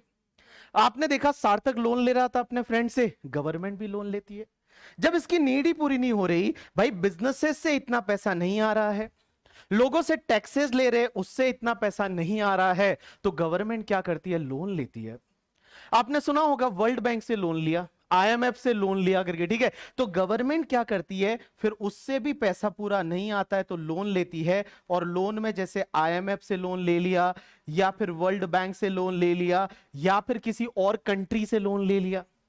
तो आपने देखा होगा जैसे श्रीलंका खत्म हो गया था, मेन रीजन क्या था? लोन। क्योंकि श्रीलंका के पास इतना पैसा ही नहीं था जिससे कि वो कंट्री को चला पाए, तो वो लोन लेते गए, चाइना से लिया, वर्ल्ड बैंक से लिया, उससे लिया, उससे लिया, और लोन लेते लेते लेते इतना डेट बढ़ गया उसके पास, उनके पास डेट को पे करने के लिए, इवन उसका इंटरेस्ट पे करने के लिए पैसा नहीं था, कंट्री खत्म हो गई। तो वही वाली बात है, सार्थक भी अगर मान लो रिलेशन डेवलप करने के लिए ज्यादा ही अगर फ्रेंड से लोन लेगा तो इसका रिलेशन तो ठहरेगा ही नहीं करके, ठीक है, और वो लोन ही पे नहीं कर पाएगा। तो सीधी सी बात है, हर कंट्री जो है वो देखो, टैक्स गवर्नमेंट क्यों लेती है? क्योंकि हमने उसको रन करने के लिए, डेवलप करने के लिए बोला है। और रन करने के लिए, डेवलप करने के लिए दो चीजों की जरूरत पड़ती है, one is the power and one is the पैसा। पावर आता है कॉन्स्टिट्यूशन ऑफ इंडिया से, और कॉन्स्टिट्यूशन में बोला है कि टैक्स ऑन इनकम, इनकम पे टैक्स ले सकती है हमारी central government other than agriculture income. ये कहां दे रखा है पावर? यूनियन लिस्ट में दे रखा है, entry number 82 of the 7th schedule of the article 246। और स्टेट गवर्नमेंट है वो एग्रीकल्चर इनकम पे टैक्स ले सकती है, entry number 46 of the state list जो है उसमें दे रखा है, वहां से टैक्स ले सकती है। पैसा कहां से लाएंगे? पैसा सबसे पहले गवर्नमेंट बिजनेस करेगी। बिजनेस जैसे railway, BPCL, LIC, ONGC, IOCL, इतनी बहुत सारी कंपनियां हैं जहां गवर्नमेंट बिजनेस करती है और इससे अपना पैसा जुटाती है। बट इससे जो पैसा जुटाया उससे इनकी नीड पूरी नहीं होती है, तो फिर लोगों से टैक्सेस लेती है, लोगों से टैक्सेस लेती है। जैसे दुबई वगैरह की अगर मैं बात करूं, दुबई के पास पैसा खूब है, क्योंकि उनके बिजनेसेस से उनको इतना पैसा मिल जाता है ना, कि जिससे उनको अपने लोगों से टैक्स लेना ही नहीं पड़ता। आपको बताऊं, दुबई में इनकम टैक्स है ही नहीं, अभी लाया है करके, ठीक है, अभी पहली बार उन्होंने 5% इनकम टैक्स लाया है, अदरवाइज दुबई में टैक्स ही नहीं था। क्योंकि दुबई की गवर्नमेंट के इतने बिजनेसेस थे और वो बिजनेसेस से इतना पैसा कमा लेते थे कि उनको आगे जाने की जरूरत ही नहीं थी, इतना पैसा था उनके पास। लेकिन अभी उनको थोड़ी जरूरत पड़ रही है तो उन्होंने फिर टैक्सेस लगा लिया। अब देखो, टैक्सेस से भी पूरा नहीं पड़ेगा तो फिर जाके और वो लोन लेंगे। तो अल्टीमेटली ये 3 स्टेप है, पहले खुद के बिजनेस से कितना जुटा पाते हैं, फिर पेरेंट्स से लेते हैं और उसके बाद लोन लेते हैं। अब एक बात समझना, इंडिया में जो टैक्सेस होते हैं ना, वो टैक्सेस दो तरीके के होते हैं। एक तो होता है तुम्हारा डायरेक्ट टैक्स और एक होता है तुम्हारा इनडायरेक्ट टैक्स। कोई मुझे बता सकता है डायरेक्ट टैक्स और इनडायरेक्ट टैक्स में फर्क क्या है? एक होता है डायरेक्ट टैक्स और एक होता है तुम्हारा इनडायरेक्ट टैक्स। ये लो, ये डायरेक्ट टैक्स और एक होता है इनडायरेक्ट टैक्स। क्या फर्क होता है डायरेक्ट टैक्स में और इनडायरेक्ट टैक्स में? डायरेक्ट टैक्स, या डायरेक्ट टैक्स इनकम पे लगता है और indirect tax goods and services पे। ऐसा फाउंडेशन में था क्या? ये 12th में था? झूठ मत बोलो, ये कहीं ना कहीं तो था। नहीं था? ऐसे ही तुमको पता चल गया? वाह, अच्छा, नाम से पता चला क्या? अभी तो बताया था आपने, डायरेक्ट टैक्स मतलब इनकम टैक्स, इनडायरेक्ट टैक्स मतलब जीएसटी। ओ, जहां पे ऐसे नाम मत पता है, ऐसा होता है ना, अपने बीकॉम के एग्जाम में अपन यही करते हैं, पता है, बीकॉम के एग्जाम में कोई क्वेश्चन आया, उसका अपने को कुछ नहीं पता, लेकिन वो लिखा हुआ क्या है, अगर वो क्वेश्चन समझ लिया ना कि इस क्वेश्चन का मतलब है क्या, तो भाई साहब आधा पेज आप उस पर लिख के आ जाओगे। आधा पेज उस पर लिख के आ जाओ और एग्जामिनर मार्क्स भी दे देता है उसमें कि कुछ अच्छा ही लिखा होगा करके, ठीक है, इतना सारा लिखा है तो कुछ अच्छा ही लिखा होगा। तो वैसा है। तो अपन बात कर रहे हैं डायरेक्ट और इनडायरेक्ट टैक्सेस की, क्या फर्क है दोनों में मैं बताऊं। डायरेक्ट टैक्स क्या होता है ना, कि ऐसा टैक्स है जो जिसका टैक्स है उसी से लिया जाता है, that is called direct tax. मतलब मान लो मेरा जो टैक्स है, इनकम टैक्स वाले आएंगे मुझे बोलेंगे टैक्स भर, मेरा टैक्स मैं गवर्नमेंट को भर दूंगा, that is direct tax, directly मेरे पे ही लगता है। इनडायरेक्ट टैक्स क्या होता है, कि इनडायरेक्टली कलेक्ट किया जाता है, that is called indirect tax. Example लूंगा, आप समझने की कोशिश करिएगा। अगर मैं डायरेक्ट टैक्स की बात करूं तो डायरेक्ट टैक्स में आपका आता है एक तो इनकम टैक्स, इनकम टैक्स आता है। अब एक बात समझना, ये इनकम टैक्स है, ये डायरेक्ट टैक्स है। एक और पहले हुआ करता था वेल्थ टैक्स, वेल्थ टैक्स जो अभी नहीं रहा। पहले आपको होता है वेल्थ टैक्स था। वेल्थ टैक्स क्या होता था पता है, कि अगर आपके पास किसी लिमिट से ज्यादा वेल्थ है, उसमें लिमिट थी कि 30 लाख से ज्यादा अगर आपके पास पैसा है, वेल्थ है, तो हर साल 1-1% गवर्नमेंट को पे करते जाओ। हर साल एवरी ईयर आपको 1-1% गवर्नमेंट को पे करना है, that is wealth tax. But अभी वेल्थ टैक्स नहीं रहा, पहले था करके, बट फिर उसको हटा दिया, वेल्थ टैक्स को हटा दिया। इंडिया में वेल्थ टैक्स अभी नहीं है, सिर्फ इनकम टैक्स है। इनकम टैक्स क्या होता है, कि आपकी जो इनकम है उस इनकम पे टैक्स भरना है, इनकम टैक्स। ये डायरेक्ट टैक्स है, मींस आपका टैक्स आप ही को भरना है, that is income tax. Indirect taxes क्या होते हैं, कि भैया टैक्स आपका है लेकिन आप गवर्नमेंट से को नहीं भरते हो, कोई और ही भरता है। जैसे मैं एक एग्जांपल लेता हूं, मान लो एक स्टूडेंट है जिसका नाम है सार्थक। सार्थक ने क्या किया, यहां पे एडमिशन लिया, और जब इसने एडमिशन लिया तो एडमिशन में मान लो इसने 10,000 रुपीज का फीस पे किया, और ये फीस जो पे किया 10,000 का, इसके साथ साथ में इसने जीएसटी भी पे किया 1,800 रुपए। तो इसने टोटल 10,800 है, वो मान लो हमको पे कर दिया बीबी वर्चुअल्स प्राइवेट लिमिटेड कंपनी को। इस कंपनी को उसने अपना फीस पे किया 10,800। अब ये 10,800 है, ये उसने बीबी वर्चुअल्स प्राइवेट लिमिटेड को दिया, जिसमें आपका फीस है वो 10,000 है, 1,800 रुपए जीएसटी है, 10,800 है। ये बीबी वर्चुअल्स प्राइवेट लिमिटेड इसमें से 1,800 रुपए जो है वो किसको दे देगी, सेंट्रल गवर्नमेंट को। 1,800 रुपए जो टैक्सेस का है वो सेंट्रल गवर्नमेंट को दे देंगे, मींस हम जाके और ये मोदी जी को देने वाले हैं। ये 1,800 रुपए है, हम मोदी जी को दे देंगे, दैट इज इनडायरेक्ट टैक्सेस। देखो आपको आके डायरेक्टली मोदी जी ने नहीं पकड़ा कि हर किसी को बाहर से पकड़े दे 1,800 रुपए दे, ऐसा नहीं किया। उन्होंने क्या बोला, बीबी वर्चुअल्स प्राइवेट लिमिटेड को बोला कि आप आगे वाले से जो भी फीस लोगे उसमें 1,800 रुपए जो है वो हमारा टैक्स है, वो लाके हमको दे दो, that is indirect taxes, means indirectly लग रहा है। अब एक बात समझो, इनडायरेक्ट टैक्स में क्या होता है, कि गवर्नमेंट को पे कर रही है वो बीबी वर्चुअल्स प्राइवेट लिमिटेड पे कर रही है, लेकिन वो अपना बर्डन आगे किसी पे शिफ्ट कर रही है, दैट इज स्टूडेंट पे। अपना जो बर्डन है वो बर्डन आगे शिफ्ट कर रही है, स्टूडेंट पे शिफ्ट कर रही है, और स्टूडेंट से कलेक्ट करके और फिर आगे पे कर रही है, that is the indirect taxes. तो डायरेक्ट टैक्सेस तो क्या होता है, कि जिसका टैक्स है ना वो उसी को पे करना पड़ता है। मान लो मेरा टैक्स है, मेरे से ही ले लेंगे। बट इनडायरेक्ट टैक्सेस जिससे ले रहे हैं ना, वो क्या करता है, उसका बर्डन आगे शिफ्ट कर देता है, अल्टीमेट कंज्यूमर पे शिफ्ट कर देता है। जो अल्टीमेट उस गुड्स को या सर्विस को कंज्यूम कर रहा है उस पे वो बर्डन है, वो शिफ्ट हो जाता है, दैट इज इनडायरेक्ट टैक्सेस। और इनडायरेक्ट टैक्सेस में आपका एग्जांपल है वो जीएसटी है, या फिर कस्टम ड्यूटी है, एक्साइज ड्यूटी है। और ये जो इनडायरेक्ट टैक्सेस होता है ना, ये नॉर्मली लगता है गुड्स पे एंड सर्विसेज पे। जो गुड्स एंड सर्विसेज पे इनडायरेक्ट टैक्स लगता है और इनकम पे एंड वेल्थ पे है वो आपका डायरेक्ट टैक्स लगता है। मुझे एक बात बताओ, गवर्नमेंट को कौन सा टैक्स कलेक्ट करना इजी पड़ता होगा, इजी, गवर्नमेंट को कौन सा टैक्स कलेक्ट करना इजी पड़ता होगा, गवर्नमेंट इजीली कलेक्ट कर लेती होगी, डायरेक्ट टैक्स या इनडायरेक्ट टैक्स? इजीली मतलब गवर्नमेंट है ना वो मस्ती मस्ती में कलेक्ट कर जाती है taxes, means government easily collect कर लेती है। डायरेक्ट टैक्स या इनडायरेक्ट टैक्स? चलो, कितने लोग बोलते हैं कि गवर्नमेंट को डायरेक्ट टैक्स कलेक्ट करना ज्यादा इजी है? Raise your hand. अरे हाथ ऊपर करना है भाई, भगवान ने हाथ दिया है अपने को, तो हाथ ऊपर भी करना है।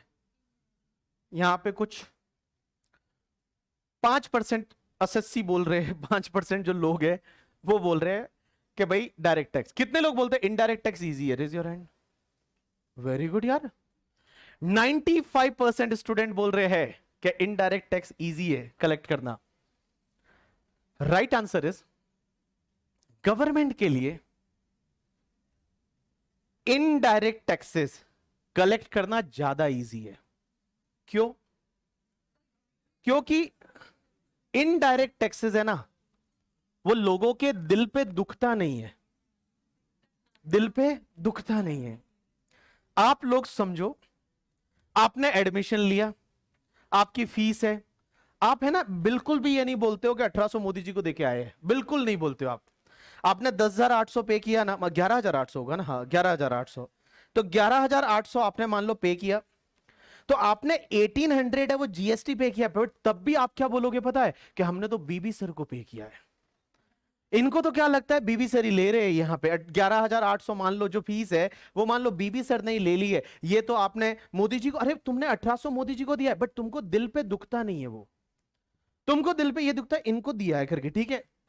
तो क्योंकि लोगों को पता ही नहीं चलता वो इनडायरेक्ट टैक्स पे कर रहे हैं, तो गवर्नमेंट के लिए कलेक्ट करना ज्यादा इजी है, क्योंकि लोगों को पता ही नहीं चल रहा कि लोग जो है वो इनडायरेक्ट, लोगों को पता ही नहीं चल रहा वो टैक्स भर रहे हैं। फॉर एन एग्जाम्पल, आप गए अपने मोबाइल में रिचार्ज कराने, तो जब आप रिचार्ज कराने गए, आपने आगे वाले को बोला 100 रुपए का रिचार्ज कर दो, उसने 100 रुपए का रिचार्ज कर दिया, उसमें आपने टैक्स भरा है, बट आपको पता ही नहीं आपने टैक्स भरा है, आपको पता ही नहीं आपने टैक्स भरा है। तो गवर्नमेंट के लिए ज्यादा इजी है ना, क्योंकि गवर्नमेंट है वो, गवर्नमेंट के लिए ज्यादा इजी है क्योंकि लोगों के दिल पे दुख नहीं रहा है, और जब दिल पे नहीं दुखता तो गवर्नमेंट के लिए ज्यादा इजी है, इजीली कलेक्ट कर जाती है। आप एयरलाइन में ट्रेवल करते हो, टिकट बुक कराई, 5,000 की टिकट थी, आपने बुक करा दी, आपको दिल पे दुखा ही नहीं करके आपको लगा कि ये तो पूरा एयरलाइंस वाले को ही दिया है, लोगों को पता ही नहीं चल रहा टैक्स भर रहे। नीचे जाके आपने 10 रुपए का चिप्स का पैकेट खरीदा, और चिप्स का, बालाजी चिप्स का एक पैकेट खरीदा, आप एक चिप्स आप खा रहे हो, एक आप उसको खिला रहे हो, ठीक है?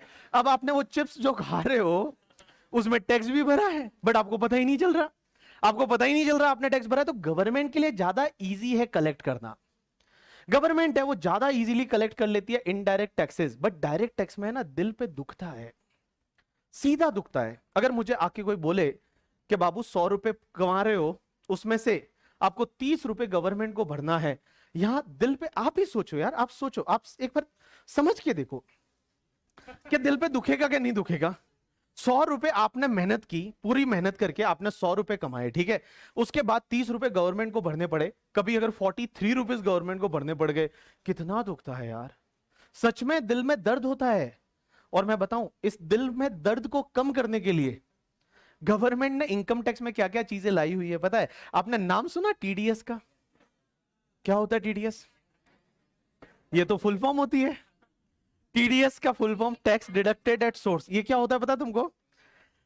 कि किसी की इनकम आती है ना, उस इनकम में से पहले ही कुछ पार्ट काट के और गवर्नमेंट को चला जाता है, दैट इज कॉल्ड टीडीएस।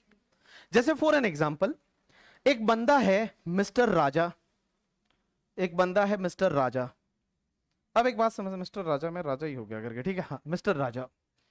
तो एक बंदा है मिस्टर राजा, और ये राजा कहीं पे मान लो जॉब करता है, कहीं पे जॉब करता है। तो जब ये जॉब करता है, इसको सैलरी मिल रही है एक कंपनी से, मान लो रिलायंस इंडस्ट्रीज लिमिटेड से, और इसको 50 लाख रुपए की सैलरी है, और ये 50 लाख की सैलरी में पे उसका अगर साल का टैक्स बनता है, फॉर एन एग्जांपल उसका टैक्स बनता है 12 लाख रुपया, तो ये रिलायंस क्या करेगी पता है? उसको पूरा 50 लाख का पेमेंट नहीं करेगी, इस 50 लाख में से 12 लाख रुपीस का अगर टैक्स बनता है तो ये टैक्स काट दिया जाएगा, और इसको बोला जाता है टीडीएस, इसको बोला जाता है टीडीएस। और बाकी वाला 38 लाख है वो राजा को पे किया जाएगा, तो राजा का टैक्स पहले ही कट जाएगा। This concept is called TDS. और टीडीएस क्यों लाया पता है? क्योंकि क्या होता था ना, अगर आपके पास पूरा पैसा आ गया तो दो सिनेरियो हो सकते हैं, या तो आप पूरे पैसे से उड़ा दोगे पैसा, टैक्स भरने के लिए आपके पास पैसा ही नहीं बचेगा, या फिर पैसा बचा है लेकिन दिल में दर्द होगा, और जो दर्द है ना वो गजब होता है करके, ठीक है, आप फील कर सकते हो। मैं बताऊं, एक एग्जांपल लेते हैं, आप इसको कनेक्ट कर पाओगे। आज मैंने आपको बोला कि घर पे जाके और एक बुक लेके आना, नोटबुक अच्छी वाली करके, क्लासमेट की 70 रुपए की नोटबुक आती है, वो लेके आना। आप आज घर पे गए और अपनी मम्मी से बोला कि मम्मी मम्मी मुझे एक नोटबुक खरीदनी है, 70 रुपए चाहिए। तो मम्मी ने बोला ठीक है बेटा, मेरे पास 100 रुपए जो है वो ले जा, 70 रुपए छुट्टा नहीं है, 100 रुपए ले जा, नोटबुक लाके 30 रुपया मुझे वापस दे देना। मम्मी ने आपको 100 रुपए दे दिए। मम्मी ने उस दिन वापस आपसे 30 रुपए लेना भूल गई। 4 दिन के बाद मम्मी ने याद दिलाया कि बेटा वो 70 रुपए आपने मांगे थे, 30 रुपए वापस दे दो। अब वहां पे क्या सिचुएशन हो सकती है? दो सिचुएशन हो सकती है। या तो आप ऐसा रिप्लाई करोगे कौन सा 30 रुपया, वो तो मैंने बड़ा पाव खा लिए करके, ठीक है, मीन्स आपके पास वो 30 रुपए देने के लिए है ही नहीं। या दूसरा, आपके पास है, आप उसको दोगे 30 रुपया, बट कैसे दोगे पता है? आप पहले वॉलेट निकालोगे अपना और बोलोगे 30 रुपया, क्योंकि अंदर रहेगा ही 30 रुपया। वो 30 रुपया ऐसे निकाल के और उसके सामने पटकोगे, लो ये तुम्हारा 30 रुपया करके, ठीक है, ये लो तुम्हारा 30 रुपया। क्या मुझे चोर समझा है? मैं क्या खा के चला जाऊंगा? मैं क्या ललित मोदी हूं? ठीक है, मैं क्या खा के यूरोप चला जा रहा था, यूके इंग्लैंड चला जा रहा था? मैं तुम्हारा ही तो बेटा था, 30 रुपया दे ही देता ना। मतलब आपको इतना बुरा लगेगा ना। शायद मम्मी ने उस दिन 100 रुपए की जगह 70 ही दिया होता ना, तो इतना बुरा नहीं लगता जितना 100 देके 30 मांगना बुरा लगता है। सेम लोगों के साथ भी यही होता है कि अगर उनको पूरी इनकम दे दी जाए ना, ठीक है, तो बाद में जाके बड़ा पाव खा लेंगे। अगर मान लो इसको, राजा को जो जॉब कर रहा है, इसको 50 लाख का पूरा सैलरी दे दिया जाए, तो भाई साहब ये बड़ा पाव खा लेगा। 50 लाख का टैक्स भरेगा ही नहीं, या टैक्स भरेगा उस टाइम पे क्या करेगा, कुछ ना कुछ चिटिंग करेगा, कुछ ना कुछ चिटिंग करने का मन करेगा, उसमें कुछ ना कुछ उसको पैसे देने के, मतलब उसको इतना दिल में दर्द होगा ना। तो इसके लिए गवर्नमेंट ने टीडीएस कॉन्सेप्ट लाया कि जिससे आपको जो इनकम आती है उसमें कुछ ना कुछ पैसा पहले ही काट दिया जाए, कुछ ना कुछ पैसा पहले ही काट के गवर्नमेंट को जमा करा दिया जाए। That concept is called TDS. हम जैसे जैसे पढ़ेंगे टीडीएस करके, लास्ट में एक टॉपिक आएगा आज से 2 महीने के आसपास करके, ठीक है, तब अपन टीडीएस के बारे में पढ़ेंगे कि कौन कौन से पेमेंट पे टीडीएस कटता है, कौन सी रेट से कटता है, कब कटता है, कैसे कटता है, वो अपन देखेंगे करके, ठीक है। चलो अब मुझे एक बात बताओ, अपन बात कर रहे हैं डायरेक्ट टैक्स इनडायरेक्ट टैक्सेस की। तो इनडायरेक्ट टैक्स कलेक्ट करना इजी है क्योंकि लोगों के दिल पे दर्द नहीं होता। डायरेक्ट टैक्स में सीधा चुभता है करके, ठीक है, सीधा दर्द होता है। मुझे एक बात बताओ, गवर्नमेंट को, इंडियन गवर्नमेंट को ज्यादा रेवेन्यू किससे होता होगा, डायरेक्ट टैक्सेस से इनडायरेक्ट टैक्सेस? ज्यादा रेवेन्यू, गवर्नमेंट को ज्यादा पैसा कहां से मिलता होगा? डायरेक्ट या इनडायरेक्ट टैक्सेस से? ऑनलाइन वाले बच्चों बताओ, डायरेक्ट या इनडायरेक्ट, किससे ज्यादा रेवेन्यू होता होगा? ये कैमरे में देख रही है, जैसे कैमरे में बच्चा रिप्लाई कर लेगा करके, ठीक है। डायरेक्ट या indirect? Right answer is, right answer is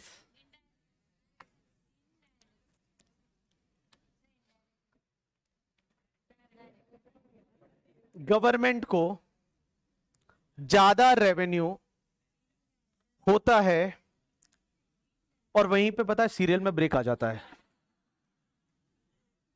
कि मीर मर गया। उसके बाद में पता चलता है वो तो सपने में था। ओ भाई साहब, अगले एपिसोड में मम्मी रो रही है कि मीर मर गया। तो मेरा जो बचपन था, मेरे बचपन में मैंने 2 सीरियल की वजह से बहुत ज्यादा मिस किया। एक तो सीरियल आता था कसौटी जिंदगी की, उसमें कोई प्रेरणा करके आती थी, भाई साहब उसका 2 के साथ अफेयर था, एक अनुराग के साथ था और एक और था दूसरा कोई, ठीक है, 2 था, मिस्टर बजाज, हाँ, उसके साथ दूसरा अफेयर था। तो वो मेरी मम्मी देखती थी। और एक आता था उसके बाद कुमकुम करके, 9 बजे आता था कुमकुम। और कुमकुम के लाइफ में इतने दुख थे, इतने दर्द थे, मेरी मम्मी सच में रोने लग जाती थी। मैं बोलता था मम्मी वो एक्टिंग कर रही है, तो बोले नहीं देख कितने दुख है। घर किसी ने ले लिया, कहीं और रोड पे रह रहे। मैंने कहा मम्मी वो एक्टिंग कर रही है, उनका काम है ये। बोले नहीं जो भी है, बट तो भी है ना करके, ठीक है। भाई साहब, तो ज्यादा गवर्नमेंट को जो रेवेन्यू होता है वो डायरेक्ट टैक्सेस से होता है, इनडायरेक्ट टैक्सेस से? Right answer is indirect taxes से। Right answer is indirect taxes से गवर्नमेंट को ज्यादा रेवेन्यू डायरेक्ट टैक्स से नहीं होता, इनडायरेक्ट से होता, बट ज्यादा फर्क नहीं है, ज्यादा फर्क नहीं है आज की डेट में, बट तो भी इनडायरेक्ट टैक्सेस से ज्यादा रेवेन्यू होता है, क्योंकि हर किसी पे लगता है ना इनडायरेक्ट टैक्स, हर किसी पे। एक बात बताओ, मैं जैसे हूं, मैं मान लो 2.5 लाख से ज्यादा कमाता हूं, तो मेरे को इनकम टैक्स लगता है, तुमको नहीं लगता, बट तुमको इनडायरेक्ट टैक्सेस तो लगता है ना यार। तुमको आज के बाद कोई भी बोले ना ऐसा करके, ठीक है, कि गवर्नमेंट के खिलाफ कुछ नहीं बोलने का, तुम टैक्स भरते नहीं हो, ये नहीं भरते हो, बोलना मैं रोज भरता हूं, चिप्स खाता हूं तो भी भरता हूं करके, ठीक है, मेरे पास बोलने का हक है। आप सब लोग टैक्स भरते हो इस दुनिया में, इंडिया में ऐसा कोई भी पर्सन नहीं है जो ये बोले कि मैं टैक्स नहीं भरता, आप टैक्स भरते हो। तो टैक्स बेस बहुत बड़ा है इनडायरेक्ट टैक्सेस का, हर चीज पे इनडायरेक्ट टैक्स लगता है, हर चीज पे जीएसटी लगता है, तो जीएसटी का रेवेन्यू ज्यादा है। अब एक बात समझना, इनकम टैक्स जो डायरेक्ट टैक्स होता है ना, वो प्रोग्रेसिव इन नेचर है, और ये जो इनडायरेक्ट टैक्सेस है ना, वो रिग्रेसिव इन नेचर है। प्रोग्रेसिव इन नेचर का मतलब होता है कि जैसे जैसे आपकी इनकम बढ़ती जाएगी, वैसे वैसे आपका टैक्सेस भी बढ़ता जाएगा, और अगर आप कुछ नहीं कमा रहे हो तो कुछ टैक्स नहीं भरना।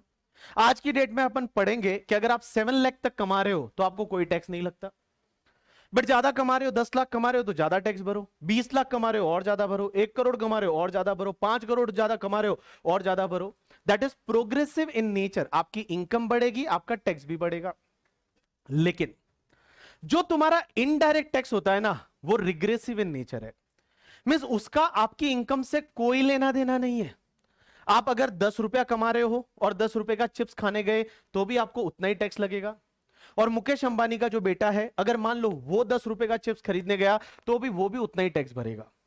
तो आप अगर चिप्स खरीद रहे हो उतना ही टैक्स भर रहे हो, मुकेश अंबानी का लड़का चिप्स खरीद रहा है उतना ही टैक्स भर रहा है। That is called regressive in nature. तो रिग्रेसिव इन नेचर का मतलब होता है आपकी इनकम से उसका कोई लेना देना नहीं है, आपकी इनकम से कोई लेना देना नहीं है, that is regressive in nature. Progressive in nature मतलब जैसे जैसे इनकम बढ़ेगी वैसे वैसे आपका टैक्स बढ़ता जाएगा, that is called progressive in nature. चलिए मुझे एक बात बताइए, हम जो पढ़ने वाले हैं वो इनकम टैक्स पढ़ने वाले हैं, बट मुझे ये बताइए हम इनकम टैक्स एक्ट पढ़ने वाले हैं या इनकम टैक्स लॉ पढ़ने वाले हैं? इनकम टैक्स लॉ पढ़ने वाले हैं या इनकम टैक्स एक्ट पढ़ने वाले? क्या फर्क है एक्ट और लॉ में? हम इनकम टैक्स लॉ पढ़ने वाले हैं या इनकम टैक्स एक्ट पढ़ने वाले हैं? क्या फर्क है एक्ट में और लॉ में? इनकम टैक्स एक्ट पढ़ने वाले हैं या लॉ पढ़ने वाले हैं? चलो आईसीआई का मॉड्यूल देख लेते हैं, क्या लिखा हुआ उसने। क्या इनकम टैक्स एक्ट पढ़ना है या लॉ पढ़ना है? तो पता तो चल जाए आज कि ये इंटरमीडिएट का मॉड्यूल आया, और इंटरमीडिएट के मॉड्यूल का नाम क्या है पता है तुमको? Taxation section A, income tax. Law लिखा है एक्ट लिखा है? हाँ, तो यहां तो लॉ लिखा है। तो मुझे बताइए ये section A income tax law पढ़ने वाले हैं, अभी थोड़ी देर पहले सब लोग बोल रहे थे हम तो एक्ट पढ़ने वाले हैं, बट मॉड्यूल में देखिए ये सबसे पहले दे रखा टैक्सेशन, और टैक्सेशन में पहला मॉड्यूल सबसे पहले दे रखा इनकम टैक्स लॉ पढ़ने वाले हैं। तो मैं तुमको एक्ट पढ़ाऊं या लॉ पढ़ाऊं? हाँ,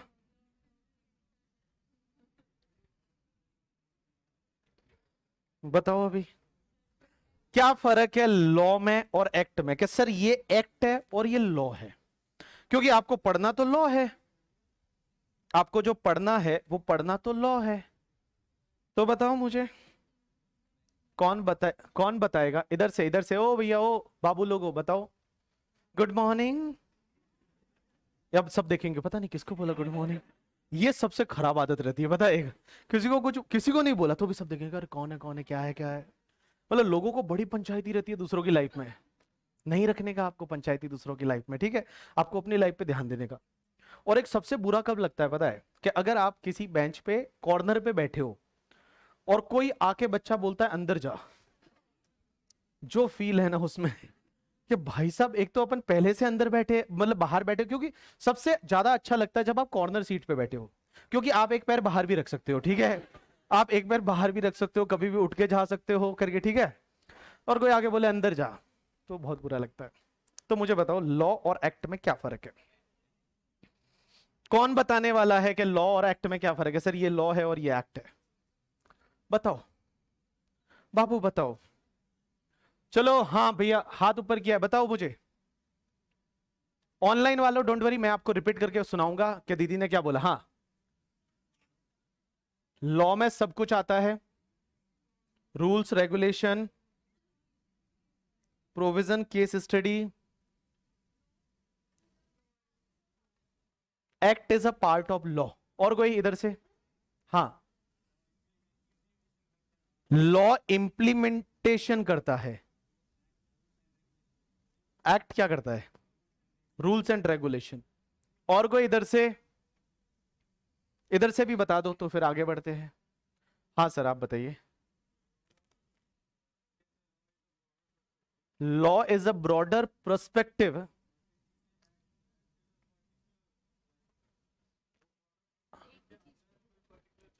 अच्छा, ब्रॉडर पर्सपेक्टिव के अंदर कोई पर्टिकुलर चीज होगा, दैट इज अ एक्ट। या सो यहां से एक चीज तो कंक्लूजन में कुछ निकलता है, जो 3-4 लोगों ने आंसर किया। अभी बता रहे हो क्या? Different acts form law. Very good, बंदे ने इंग्लिश में बोला देखो। Different acts form law, but बड़ा वाहियत बोला। चलो यस ऑनलाइन वालों तुम भी लिखो, एक्ट एंड लॉ में फर्क क्या है? चलिए हाँ उधर से लास्ट वाला बस, उसके बाद बताते हैं। Sorry, law is set of act.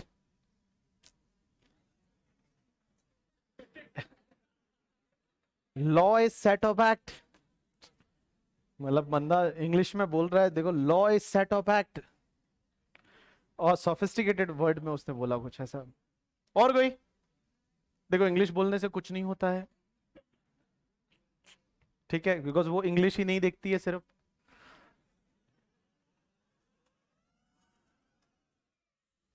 हाँ, ऐसा होता है ना, जैसे स्कूल स्कूल में कोई इंग्लिश बोलता है तो भाई साहब ऐसे लोग उसकी तरफ देखते हो, वाह बंदा क्या, या तो इंग्लिश बोलना चाहिए या फिर गिटार बजाना आना चाहिए करके, ठीक है, ऐसा होता है ना स्कूलों कॉलेज में, ऐसा होता है ना। सीए की लाइफ में कुछ नहीं होने वाला। हाँ,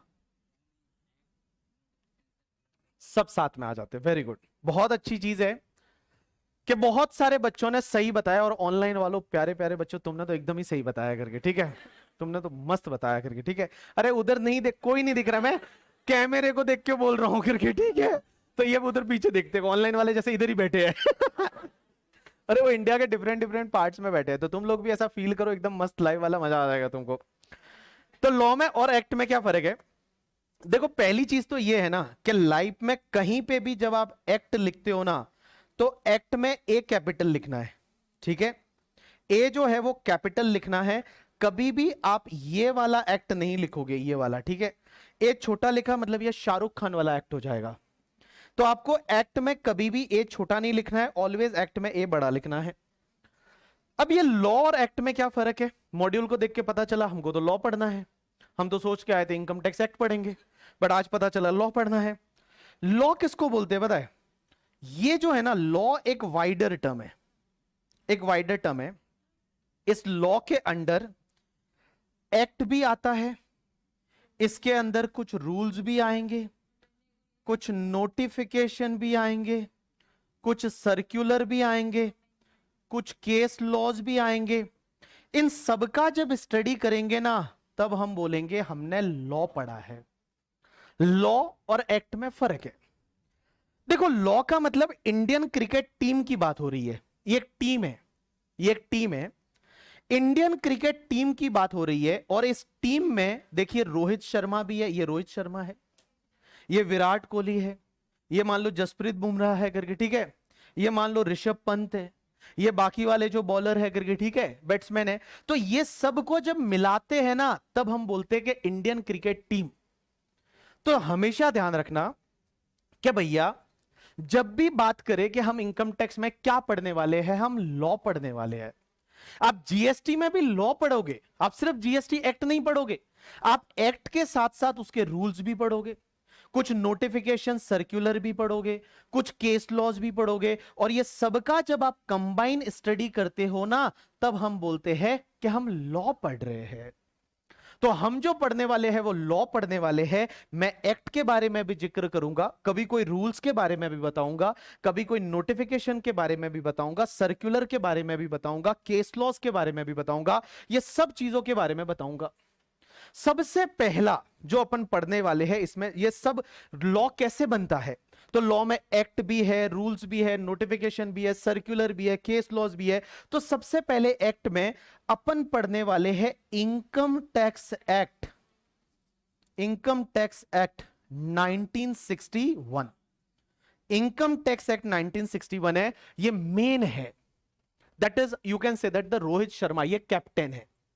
ये कैप्टन है जो पूरी टीम को लीड करने वाला है। तो ये जो है ना, ये कैप्टन है जो इस पूरी टीम को लीड करने वाला है।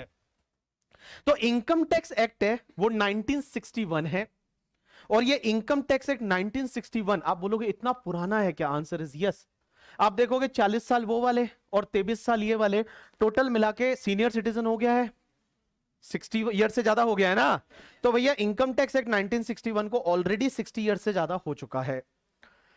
मैं बताऊं आगे जाके शायद इनकम टैक्स चेंज हो जाएगा, इस इनकम टैक्स एक्ट 1961 को रिप्लेस कर दिया जाएगा अगर मान लो ये गवर्नमेंट रिपीट हो जाती है। तो डायरेक्ट टैक्स कोड करके आने वाला है, जिसको डायरेक्ट टैक्स कोड बोला जाएगा। और वो बड़ा सिंपल रहेगा, इतना एग्जॉस्टिव नहीं रहेगा। आज आप देखोगे इनकम टैक्स एक्ट 1961 में कितनी सेक्शन रहेगी, आपको पता है? कोई एस्टिमेट लगा सकता है कितनी सेक्शन रहेगी इनकम टैक्स एक्ट 1961 में? हाँ चलो, ये इनकम टैक्स एक्ट 1961 है। मैं आपके सामने इनकम टैक्स एक्ट है वो बता देता हूं। ये इनकम टैक्स एक्ट 1961 कहां मिलेगा? इनकम टैक्स एक्ट 1961 में इनकम टैक्स की वेबसाइट पे गया, इनकम टैक्स इंडिया gov.in, देखिए यहां लिखा हुआ है टैक्स लॉज एंड रूल्स। उसमें एक्ट में सबसे पहले मैं एक्ट में गया, और मैं एक्ट में जाके और यहां पे सबसे पहला इनकम टैक्स एक्ट 1961 पे गया। अब ये इनकम टैक्स एक्ट 1961 है ना, ये चालू होता है सेक्शन नंबर 1 से।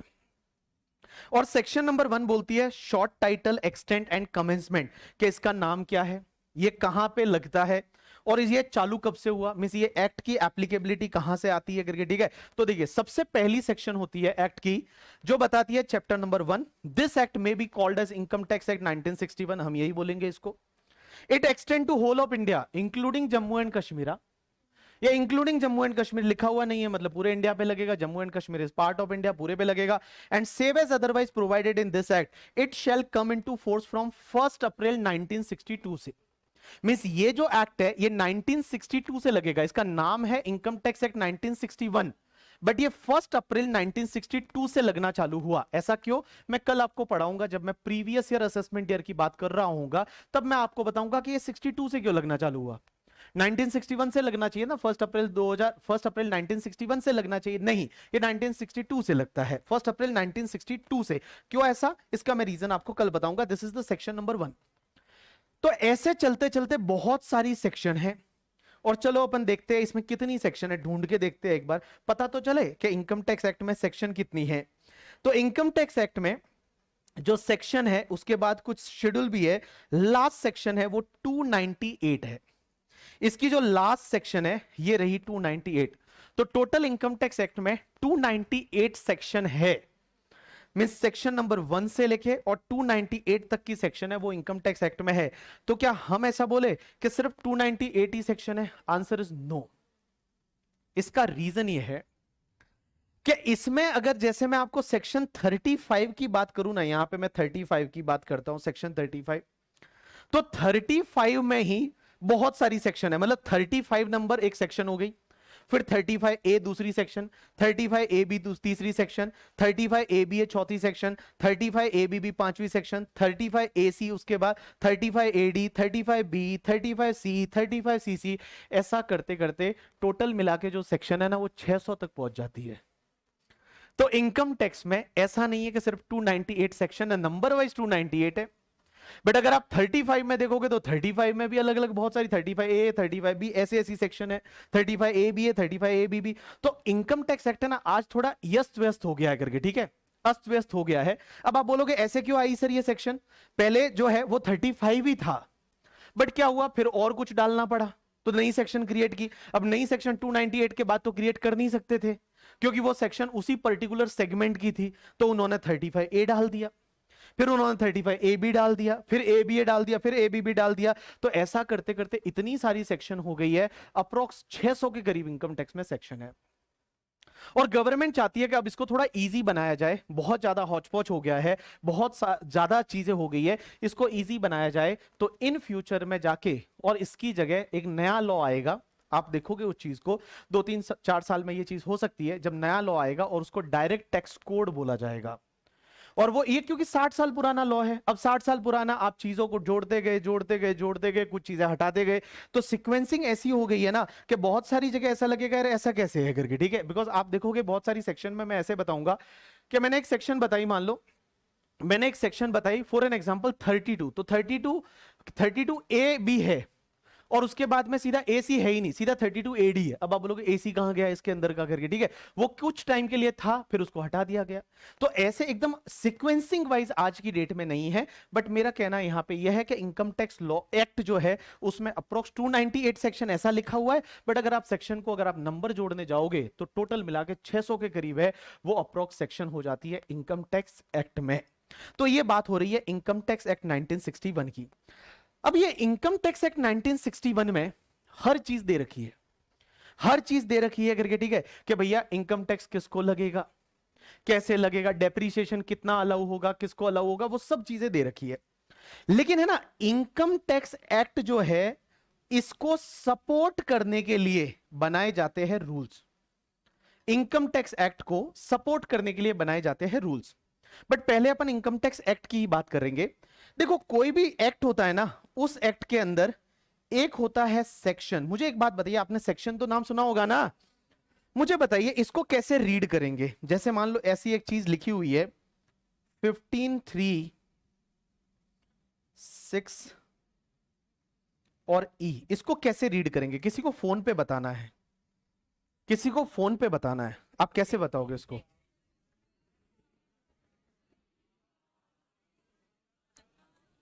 ऑनलाइन वाले बच्चों किसी को फोन पे बताना है, कैसे बताओगे? Section 15 sub section 3 clause 4 clause 6 and, तो इसका मतलब ये बोला आप लोगों ने कि जो सबसे पहले लिखा हुआ है ये वाला, इसको मैं क्या बोलूं, इसको मैं सेक्शन बोल दूं, इसको मैं क्या बोलूं, इसको मैं सब सेक्शन बोल दूं, इसको मैं क्या बोलूं, क्लॉज बोल दूं, और इसको मैं क्या बोलूं, सब क्लॉज। तो ये बात तो क्लियर हो गई कि जो सेक्शन होती है उसके बाद सब सेक्शन होती है, उसके बाद क्लॉज होता है, उसके बाद में सब क्लॉज होता है। लेकिन मुझे एक बात बताइए, जैसे मैंने ये एक सेक्शन लिखी सेक्शन 2(11), इसको कैसे रीड करेंगे?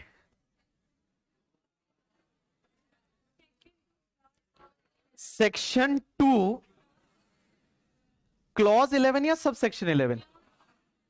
क्यों? हाँ,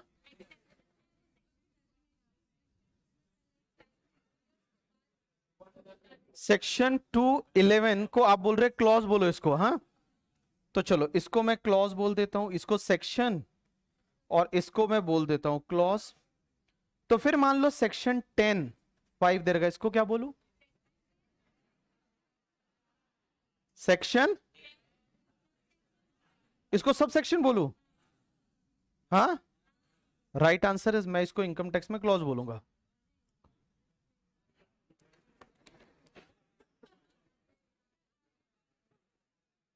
तो जो आप एक्सेप्शन पढ़ के आए थे कहना 2 में ही ऐसा होता है करके, ठीक है, लॉ में पढ़ाया गया था फाउंडेशन में कि सेक्शन 2 एक एक्सेप्शन है, क्या उसके साथ में जो भी लिखा हुआ है। हाँ, अच्छा आज ही बताया, ओ भाई साहब, तो मैंने तो यहां पे 10(5) भी ले लिया। तो 10(5) जो है, अब आप बोलोगे कि सर इसमें तो क्लॉज बोले या सब सेक्शन बोले, एक काम करते हैं ना, इनकम टैक्स एक्ट पे ही चले जाते हैं। तो इनकम टैक्स एक्ट पे, यहां पे ये इनकम टैक्स एक्ट अपन देखते रहेंगे, जब भी अपने को जरूरत पड़ेगी तब, इनकम टैक्स gov. इन पे है और यहां पे सेक्शन 10 है, वो 10 देखते हैं। ये लो सेक्शन 10, और ये सेक्शन 10 पे आ गए अपन, income not included in the total income. अब एक बात समझते हैं, क्या इनकम टैक्स इंडिया .gov.in पे गए और सेक्शन 10 है। अब ये 10 जो है, एक बात बताओ आप लॉजिकली चीजों को समझना करके, ठीक है। यहां पे सेक्शन 10 है, income not included in total income. Section 10 का एग्रीकल्चर इनकम 1 दे रखा है, तो आप क्या बोल रहे हो, सेक्शन 10 1 को मैं सब सेक्शन बोलूं? हाँ, मतलब आप तो अभी तक तो यही बोल रहे हो ना, क्या सब सेक्शन बोलो 1 को, 2 को भी सब सेक्शन बोलूं, 2A को भी सब सेक्शन बोलूं? भाई वही हुआ ना, 10 सब सेक्शन 2A। बट इसके नीचे का एक्सप्लेनेशन देखो, एक्सप्लेनेशन 2A के नीचे क्या दे रखा है, for the purpose of this clause. तो यहां तो ऐसा लिखना चाहिए ना, for the purpose of this subsection, क्योंकि 2A के नीचे अगर कोई दे रखा है तो फिर यहां क्लॉज क्यों वर्ड यूज किया है, यहां तो सबसेक्शन लिखना चाहिए था। या फिर चलो एक और बताता हूं करके, ठीक है, बहुत सारी चीजें हैं अपने पास में। अब जैसे यहां 10 बड़ी लंबी सी है करके, ठीक है, बड़ी लंबी सी सेक्शन 10 है। अब देखिए ये 10 का 4E करके है, और 4E के नीचे क्या दे रखा है, फॉलोइंग क्लॉज 4E। यहां पे भी ये तो क्लॉज की बात कर रहा है हर जगह करके, ठीक है, ये जहां जहां चल रहा है या तो हर जगह क्लॉजेस की बात कर रहा है, ये तो क्लॉज की बात कर रहा है हर जगह। तो सेक्शन 10 भी क्या 10 के साथ में जो लिखा है वो सब क्लॉज में जाएगा क्या? हाँ, हर जगह इसने तो क्लॉज की बात कर रखी है। ले देखो सेक्शन 10 का 8A करके, and in this case the consultant, ये कंसल्टेंट के नीचे आप एक्सप्लेनेशन में जाओगे, इन दिस क्लॉज कंसल्टेंट का मतलब ये है, तो ये तो क्लॉज की बात कर रहे हैं यहां पे करके, ठीक है। तो कुल मिला के मुझे ये बताओ, कब सेक्शन बोलना है, कब सब सेक्शन बोलना और कब क्लॉज बोलना है?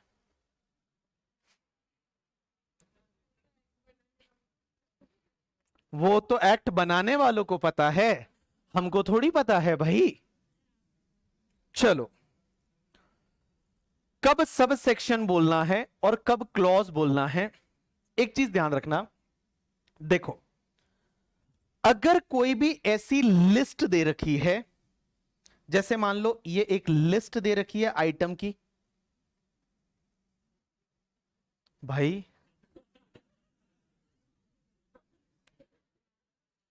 इतना करप्ट दिमाग नहीं होना चाहिए।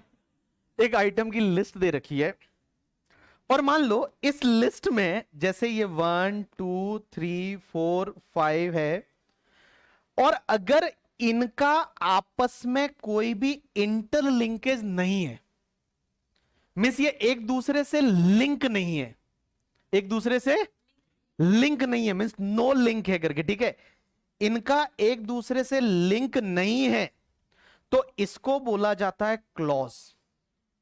जब एक दूसरे का लिंक नहीं है तो बोला जाता है क्लॉज। लेकिन अगर मान लो कोई ऐसी लिस्ट है, जैसे मान लो सेक्शन 15(1), 15(2), 15(3), 15(4), ऐसी लिस्ट दे रखी है, एंड इसका एक दूसरे से लिंकेज है, एक दूसरे से लिंकेज है, तो इसको बोला जाता है सबसेक्शन। तो देखो, अगर कोई ऐसी लिस्ट दे रखी है जिसमें एक दूसरे का लिंक नहीं है, वहां पे आपको वर्ड यूज करना है क्लॉज है ये। और जब एक दूसरे का लिंक है, एक दूसरे पे डिपेंडेंट है चीजें, तो आपको वर्ड यूज करना है सबसेक्शन। इनकम टैक्स में सेक्शन नंबर 2 जो है, जो 2 आप हर जगह बोलते हो, 2 एक डेफिनेशन की सेक्शन होती है। सेक्शन 2 है ये, चलिए इनकम टैक्स एक्ट पे चला गया मैं, और इनकम टैक्स एक्ट पे जब मैं सेक्शन 2 पे जाता हूं, तो सेक्शन 2 है वो डेफिनेशन की सेक्शन है। और जब डेफिनेशन की सेक्शन आप देखोगे, यहां पे हर एक डेफिनेशन अलग अलग चीजों के बारे में बात करती है। जैसे 2(1) में दे रखा है एडवांस टैक्स का मीनिंग क्या है, वो बात अलग हो गई। दूसरा एग्रीकल्चर इनकम का मीनिंग क्या है, वो बात अलग हो गई। उसके बाद उन्होंने दे रखा है अमलगमेशन का मीनिंग क्या है, उसके बाद दे रखा है एडिशनल कमिश्नर का मीनिंग क्या है। तो ये चीजों की मीनिंग दे रखी है, डेफिनेशन दे रखी है। अब एक डेफिनेशन दूसरी डेफिनेशन से लिंकेज नहीं है, यहां पे एक दूसरे का कोई लिंक ही नहीं है भाई। ऊपर वाली डेफिनेशन नीचे वाली डेफिनेशन, यहां पे कोई लेना देना ही नहीं है एक दूसरे का, लिंकेज है ही नहीं। इसके लिए यहां पे बोलते हैं हम क्लॉज। ऐसे का ऐसे सेक्शन नंबर 10 जो अभी मैंने आपको बताया, सेक्शन नंबर 10 है ना, वो बात करता है एग्जेम्प्ट इनकम की, कि कुछ इनकम ऐसी होती है जिस पे टैक्स लगता ही नहीं है, कुछ इनकम ऐसी होती है जिस पे टैक्स लगता ही नहीं है। तो सेक्शन 10 जो एक लिस्ट दे रखी है जिसका एक दूसरे से लिंकेज ही नहीं है, जिसका एक दूसरे से लिंकेज ही नहीं है, जैसे मैंने बोला एग्रीकल्चर इनकम टैक्स नहीं लगता, अभी आज ये अपन ने बात की थी कि एग्रीकल्चर इनकम पे टैक्स नहीं लगता, तो ये इन्होंने दे रखा है कि एग्रीकल्चर इनकम पे टैक्स नहीं लगता, तो ये पहली वाली बात हो गई। अब ऐसे का ऐसे आगे ऐसी बहुत सारी एग्जेम्पशन दे रखी है, जैसे अपन बात करेंगे इसमें से इंटरमीडिएट में कुछ कुछ आती है आगे एग्जेम्पशन। तो जैसे इंटरमीडिएट में यहां पे 10-10 की बात कर रखे है कि अगर मान लो आपको कुछ पेंशन मिलती है तो पेंशन पे ग्रेचुइटी पे टैक्स नहीं लगता, तो यहां पे ग्रेचुइटी की बात की हुई है, यहां पेंशन की बात की हुई है, यहां लीव सैलरी की बात की हुई है। मतलब ये एग्जेम्पशन की एक लिस्ट दे रखी है जिसका एक दूसरे से कोई लिंकेज ही नहीं है, तो वहां पे आपको क्लॉज बोलना है। लेकिन जहां पे एक दूसरे का लिंकेज है वहां पे आपको क्या बोलना है, सबसेक्शन। क्या बोलना है, सबसेक्शन। तो इनकम टैक्स में सर ऐसी कौन कौन सी जगह है जहां पे लिंकेज है और कौन कौन सी जगह है जहां पे लिंकेज नहीं है? तो आपको क्या करने का, ऐसे याद रखने का कि एक तो सेक्शन नंबर 2 जो है वो है, एक इनकम टैक्स में सेक्शन नंबर 10 है, और एक इनकम टैक्स में सेक्शन नंबर 47 है। ये 3 सेक्शन ऐसी है कि इसके साथ में जो भी लिखा होगा उसको हमेशा आप क्या बोलोगे, क्लॉज। क्या बोलोगे, क्लॉज। और इन 3 को छोड़ के बाकी जितनी भी सेक्शन है उसके साथ में जो भी लिखा होगा उसको आप क्या बोलोगे, सब सेक्शन। क्या बोलोगे, सब सेक्शन। अब एक चीज समझना, हमारे लॉ में पहले सेक्शन होती है, उस सेक्शन के अंडर सब सेक्शन होती है, उसके नीचे बहुत बार प्रोवाइजो लिखा होता है। प्रोवाइजो का मतलब क्या है, कोई बताएगा? एक होता है प्रोवाइजो और एक होता है एक्सप्लेनेशन। एक होता है प्रोवाइजो और एक होता है एक्सप्लेनेशन। दोनों में क्या फर्क है? एक होता है प्रोवाइजो, प्रोवाइजो या जिसको प्रोविजो भी बोल सकते हैं, बहुत सारे लोग प्रोविजो बोलते हैं, और प्रोवाइजो क्या होता है, कोई मुझे बताएगा? लॉ में प्रोवाइजो या प्रोविजो? हाँ,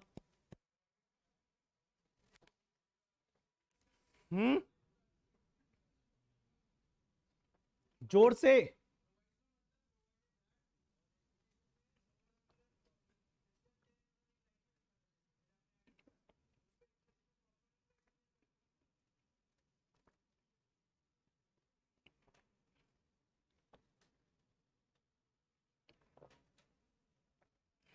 हाँ भाई, एक होता है प्रोवाइजो और एक होता है एक्सप्लेनेशन। क्या फर्क है दोनों में, कोई बताएगा? और इधर से हाँ, प्रोवाइजो मतलब एक्सेप्शन। जोर जोर से चिल्ला रहे उधर से बच्चे, पता नहीं कौन है।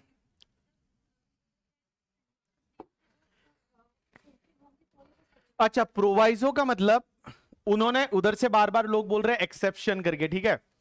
यहां से दीदी ने बोला कि प्रोवाइजो का मतलब उसमें कुछ कंडीशन दे रखी होती है, वो कंडीशन सेटिस्फाइड हुई तो ही वो सेक्शन एप्लीकेबल होगा, ऐसा इन्होंने बोला करके, ठीक है।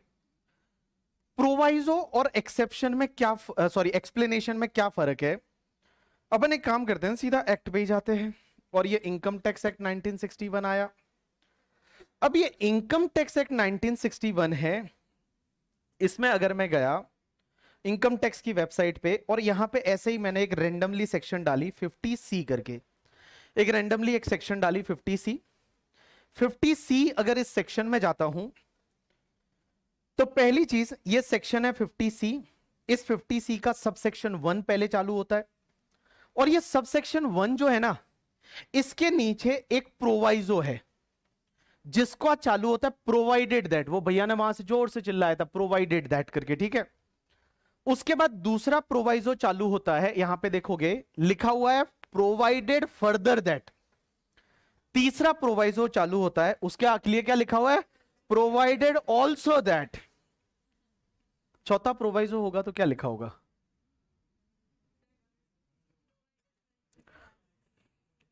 भाई पहला प्रोवाइजो जब सेक्शन के नीचे लिखा है उसमें लिखा है प्रोवाइडेड दैट, दूसरे में लिखा है प्रोवाइडेड फर्दर दैट, तीसरे में लिखा है प्रोवाइडेड ऑल्सो दैट। अच्छा, तो इन्होंने एक मतलब वो कौन सा एक, आई थिंक फाउंडेशन में एक सब्जेक्ट होता है ना, लॉजिकल रीजनिंग। तो इन्होंने कैसे लगाया पता है कि पहले में प्रोवाइडेड दैट है, दूसरे में प्रोवाइडेड फर्दर दैट है, तीसरे में प्रोवाइडेड ऑल्सो दैट है, तो चौथा रहेगा provided further also that.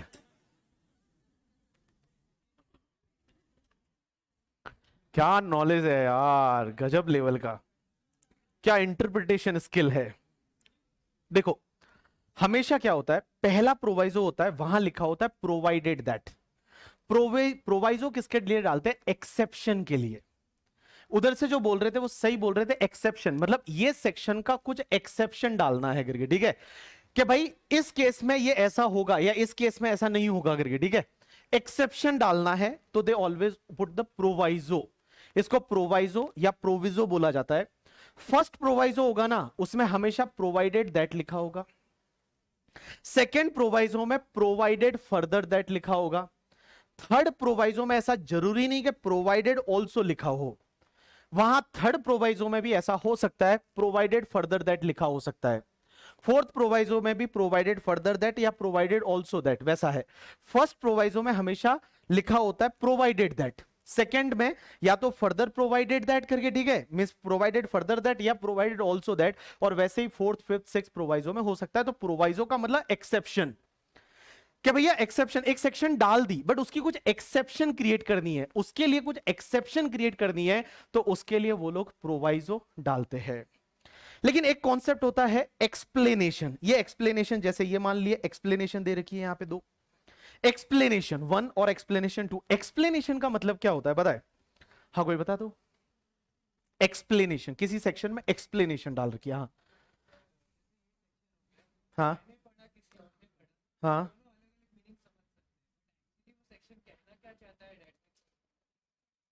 Explanation किसको बोलेंगे कि अगर मान लो कोई सेक्शन है, उसमें कोई वर्ड यूज हुआ है, उस वर्ड का मीनिंग क्या है, उसको एक्सप्लेन करने के लिए एक्सप्लेनेशन डाली जाती है। जैसे ये जो सेक्शन यहां दिख रही है, ऑब्वियसली आपको बहुत छोटा छोटा आपको दिख नहीं रहा होगा, बट जैसे यहां एक्सप्लेनेशन नंबर 1 दे रखी है कि for the purpose of this section valuation officer का मतलब क्या होगा, shall have the same meaning as in clause number so and so of the wealth tax act. इन्होंने ऐसा दे रखा है। तो किसी भी चीज को अगर एक्सप्लेन करना है तो वो एक्सप्लेनेशन डालते हैं। तो एक सेक्शन है, उस सेक्शन के नीचे अगर कोई एक्सेप्शन डालनी है कि ये सेक्शन नहीं लगेगी इस केस में, या ये सेक्शन लगेगी इस मॉडिफिकेशन के साथ, या ये सेक्शन में ऐसा होगा कुछ, अगर मान लो उसका एक्सेप्शन डालना है तो वो डालेंगे प्रोवाइजो। और अगर उस सेक्शन में कोई ऐसा वर्ड यूज हुआ है, उस वर्ड को एक्सप्लेन करना है कि उस वर्ड का मतलब क्या होता है, तो वो डालेंगे एक्सप्लेनेशन। क्या डालेंगे? एक्सप्लेनेशन। तो अपने को समझ में आया, ये जैसे है सेक्शन, उस सेक्शन में सब सेक्शन भी हो सकती है। ऑब्वियसली सेक्शन में जैसे 50C का सब सेक्शन 1 है, उसके बाद सब सेक्शन 2 है करके, ठीक है। अब देखो इसमें कैसे पता चला कि वो सब सेक्शन 1 है? आप ऐसा यहां पे भी तो क्लॉज हो सकता है, तुम मेरे से जिद कर सकते हो कि 50C सब सेक्शन 1 ही कैसे बोल रहे हो, आप 50C क्लॉज नंबर 1 क्यों नहीं बोल रहे हो? क्योंकि आप देखो ये लिंक है, ये 1 जो है उसके बाद 2 लिंक है उससे, क्योंकि 2 में जाके पढ़ोगे तो क्या दे रखा है पता है?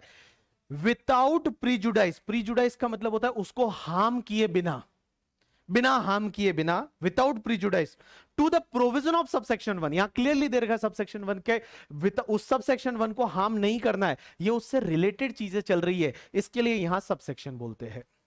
तो कुल मिला के आपको अभी इतना डिटेल में ध्यान नहीं रखना है, आपको सिर्फ इतना ध्यान रखना है कि हम इनकम टैक्स में सेक्शन पढ़ेंगे, और ये सेक्शन के साथ में जो लिखा होता है उसको सब सेक्शन बोलते हैं, सब सेक्शन के बाद में क्लॉज, और क्लॉज के बाद में सब क्लॉज। लेकिन 3 एक्सेप्शन इनकम टैक्स में हमेशा ध्यान रखना, उसके साथ में जो भी लिखा होगा वो हमेशा क्या माना जाएगा? क्लॉज। कौन कौन सी सेक्शन? Section 2, 10 and 47।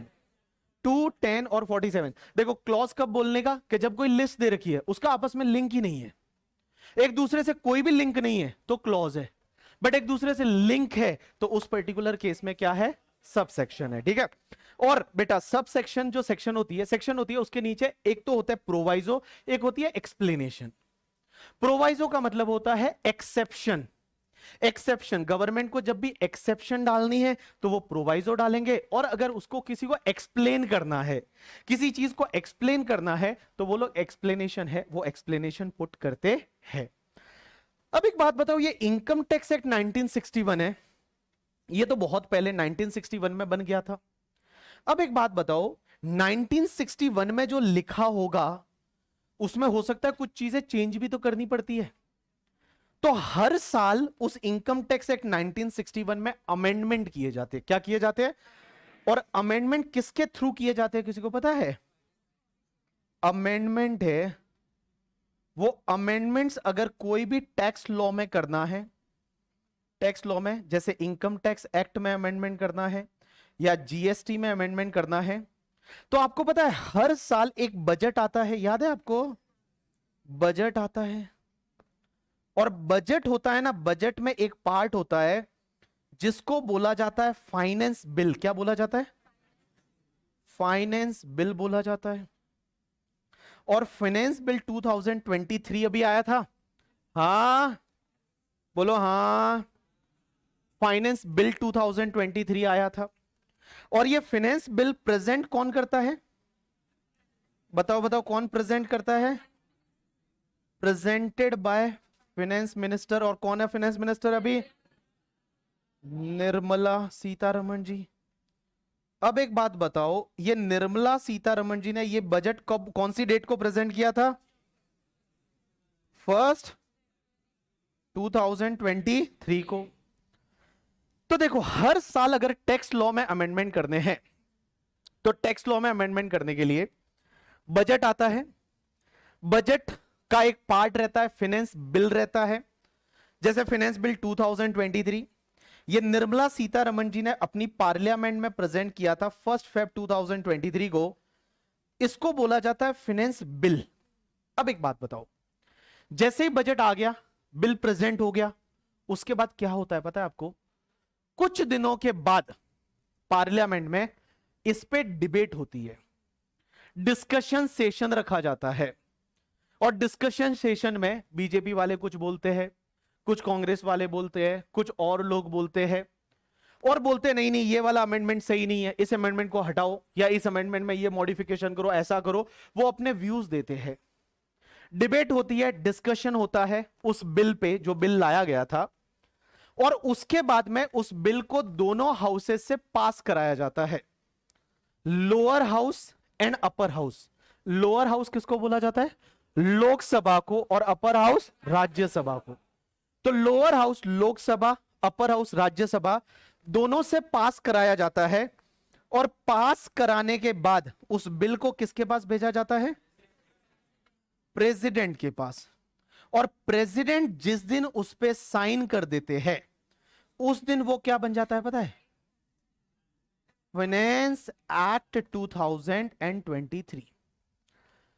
पहले वो फाइनेंस बिल था, बिल बोला जाता है। और बिल जो है वो सबसे पहले प्रेजेंट किया जाता है फाइनेंस मिनिस्टर द्वारा 1 फेब 2023 को। कुछ दिनों बाद पार्लियामेंट में उस पर डिस्कशन होता है, डिस्कशन में आपस में लोग लड़ते हैं, और लड़ने के बाद वो लोग वहां से उस बिल को पास कराते हैं। पास कराने के बाद प्रेसिडेंट के पास भेजा जाता है। प्रेसिडेंट जिस दिन उस पर साइन कर देते हैं, वो बन जाता है फाइनेंस एक्ट 2023। तो पहले उसको बिल बोला जाता है, उसके बाद जिस दिन साइन हो जाता है उस दिन उसको एक्ट बोला जाता है। जिस दिन साइन हो जाता है उस दिन उसको एक्ट बोला जाता है। और मैं बता दूं, ये जो फाइनेंस एक्ट 2023 है, इसको हमारे प्रेसिडेंट ने साइन किया है 31 मार्च 2023 को। इस दिन उन्होंने साइन कर दिया 31 मार्च 2023। तो 31 मार्च 2023 को ये फाइनेंस एक्ट बन गया। पहले ये फाइनेंस बिल था, और बिल है वो 1 फेब को ही आ जाता है, और उसमें सब अमेंडमेंट होते हैं। अब आप बताओगे ये बिल कैसे आता है, तो चलो मैं आपके सामने बिल भी बता ही देता हूं कि फाइनेंस बिल 2023 कैसे लगता था, करके कैसा दिखता है। तो फाइनेंस बिल 2023 का ये पीडीएफ आ गया, और ये फाइनेंस बिल 2023 कौन सी डेट को आया था? कौन सी डेट को आया होगा? अरे बोलो ना, कब? 1 फेब को आया होगा। तो ये 1 फेब को आया था फाइनेंस बिल, तो ये तुम्हारा फाइनेंस बिल है। ये देखिए फाइनेंस बिल है, और ये फाइनेंस बिल जो है ये आगे जाके फाइनेंस एक्ट बन जाता है। और ये कौन सी डेट को लोकसभा में इंट्रोड्यूस किया था? डेट देखिए, 1 फेब 2023 को। तो 1 फेब 2023 को ये बिल लाया गया, लोकसभा में लाते हैं, वहां निर्मला सीतारमण जी प्रेजेंट करती है, उसके बाद में इस पे डिस्कशन वगैरह होता है। अब आप बोलोगे फाइनेंस बिल में होता क्या है? फाइनेंस बिल जो है वो फाइनेंस बिल आप बोल रहे हो, उसमें होता क्या है? इसमें है ना जितने भी लॉ के चेंजेस है वो चेंजेस इसमें होते हैं। कि जैसे मान लीजिए अपन ये डायरेक्ट टैक्स की बात करते हैं कि डायरेक्ट टैक्स में क्या क्या अमेंडमेंट करना है, तो यहां पे देखिए इनकम टैक्स में क्या क्या अमेंडमेंट करना है, तो अमेंडमेंट करो सेक्शन 2 में कुछ अमेंडमेंट है, अमेंडमेंट करना है सेक्शन 9 में, अमेंडमेंट करना है सेक्शन 10 में, अमेंडमेंट करना है सेक्शन 10AA में। तो ऐसे इनकम टैक्स के अमेंडमेंट जो होते हैं वो सब इसमें आते हैं। तो इनकम टैक्स में टोटल इन्होंने जो अमेंडमेंट किए थे वो टोटल अमेंडमेंट देखोगे 122 अमेंडमेंट तो इनकम टैक्स में किए।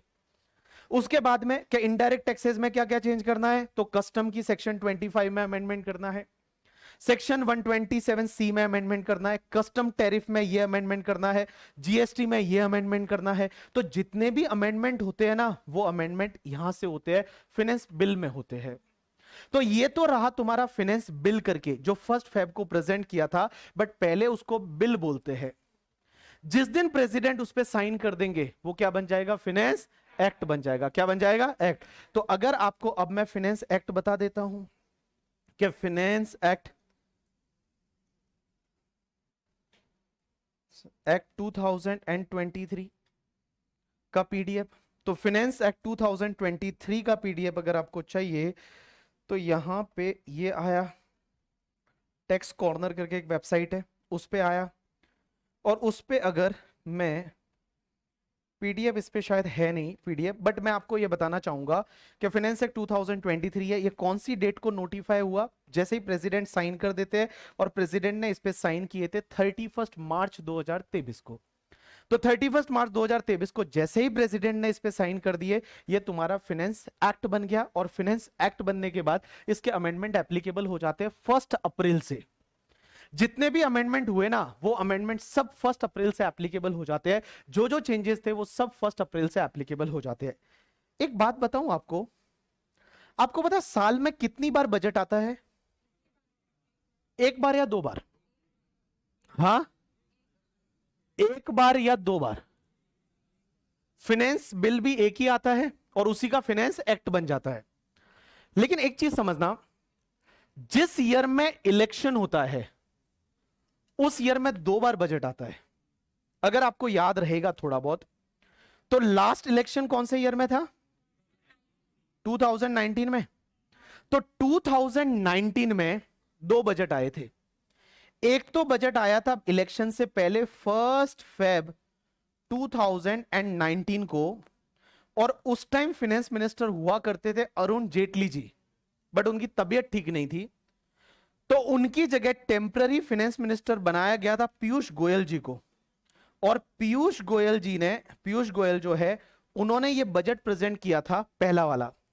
और ये पहला वाला जो बजट प्रेजेंट किया था ना, इसको बोला गया था फाइनेंस बिल नंबर 1 2019। और बेटा ये फाइनेंस बिल नंबर 2019 था, और उससे जो एक्ट बना उस एक्ट को बोला जाता है फाइनेंस एक्ट नंबर 1 2019। अब आप बोलोगे कि ये इलेक्शन से पहले वाला है। अब इलेक्शन से पहले एक बजट आता है, लेकिन फिर गवर्नमेंट बन जाती है, गवर्नमेंट के बाद वापस से बजट आता है। ऐसा क्यों? रीजन इज बीइंग कि आप सोचिए, ये जो बजट लाया ये बजट 1 फेब को लाया, और ये बजट एप्लीकेबल कौन से पीरियड से कौन से पीरियड तक होता है पता है? 1 अप्रैल 2019 से लेके और 31 मार्च 2020 तक रहेगा ये। तो 1 अप्रैल 2019 से लेके 31 मार्च 2020 तक एप्लीकेबल होगा, उस पीरियड के लिए ये होता है। तो लॉजिकली सोचिए, मई में इलेक्शन का रिजल्ट आता है, तो मई 2019 में अगर बीजेपी की जगह कांग्रेस की गवर्नमेंट आ जाती तो वो बोलते कि हम भाई इनके बनाए बजट को हम क्यों फॉलो करें, हम इनके बनाए बजट को या इन्होंने जो चीजें चेंज की है उसको हम क्यों फॉलो करें, हम तो हमारे हिसाब से बनाएंगे। तो इसके लिए क्या होता है, ये पहला बजट इलेक्शन से पहले आता है, इसको बहुत बार इंटरिम बजट भी बोला जाता है। प्रैक्टिकल लाइफ में इसको बहुत बार इंटरिम बजट भी बोला जाता है करके, ठीक है। और उसके बाद क्या हुआ, जैसे इलेक्शन हो गए और इलेक्शन होने के बाद बीजेपी की वापस गवर्नमेंट आ गई, और बीजेपी की वापस गवर्नमेंट आई तो उस टाइम उन्होंने दूसरा बिल और लेके आए जिसको बोला जाता है फाइनेंस बिल नंबर 2 2019, और ये आया था in the month of the जुलाई 2019 में। जुलाई में जब सरकार बन गई बीजेपी की, तो सरकार बनने के बाद ये वापस से एक बिल आया और ये बजट जुलाई 2019 में आया, और इसी का जब फाइनेंस एक्ट बना तो उसको बोला जाता है फाइनेंस एक्ट नंबर 2 2019। तो अगर कोई पूछे आपसे कि साल में बजट कितनी बार आता है, तो एक ही बार आता है, लेकिन इसका एक एक्सेप्शन है। कौन सा वाला year, election year. Election year में 2 बजट आएंगे, एक इलेक्शन से पहले वाला और एक इलेक्शन के बाद वाला। तो अगर गवर्नमेंट चेंज होती है तो नई गवर्नमेंट दूसरा बजट लेके आएगी, और गवर्नमेंट चेंज नहीं होती तो भी दूसरा बजट वापस आता है। 2019 में ऐसा हुआ था। तो अगर आप इनकम टैक्स की वेबसाइट पे जब जाएंगे ना कभी, अगर आपको जाना नहीं है, मैं आपको इनकम टैक्स की वेबसाइट उतना ही देखना है जितना मैं आपको यहाँ पे दिखा रहा हूँ करके, ठीक है। उससे ज्यादा आप देखने की कोशिश ना करिएगा, ठीक है। तो यहाँ पे अगर आप एक्ट की बात करोगे, इनकम टैक्स एक्ट 1961, तो income tax act 1961 as amendment by finance act, अब आप देखोगे तो 2019 अगर आप देखोगे तो नंबर 1 और नंबर 2 दो फाइनेंस एक्ट आए थे उसमें करके, ठीक है। बिकॉज वहां पे 2 फाइनेंस एक्ट आए थे, 2 बजट बने थे। तो ये तो बात हो गई इनकम टैक्स एक्ट की और फाइनेंस एक्ट की।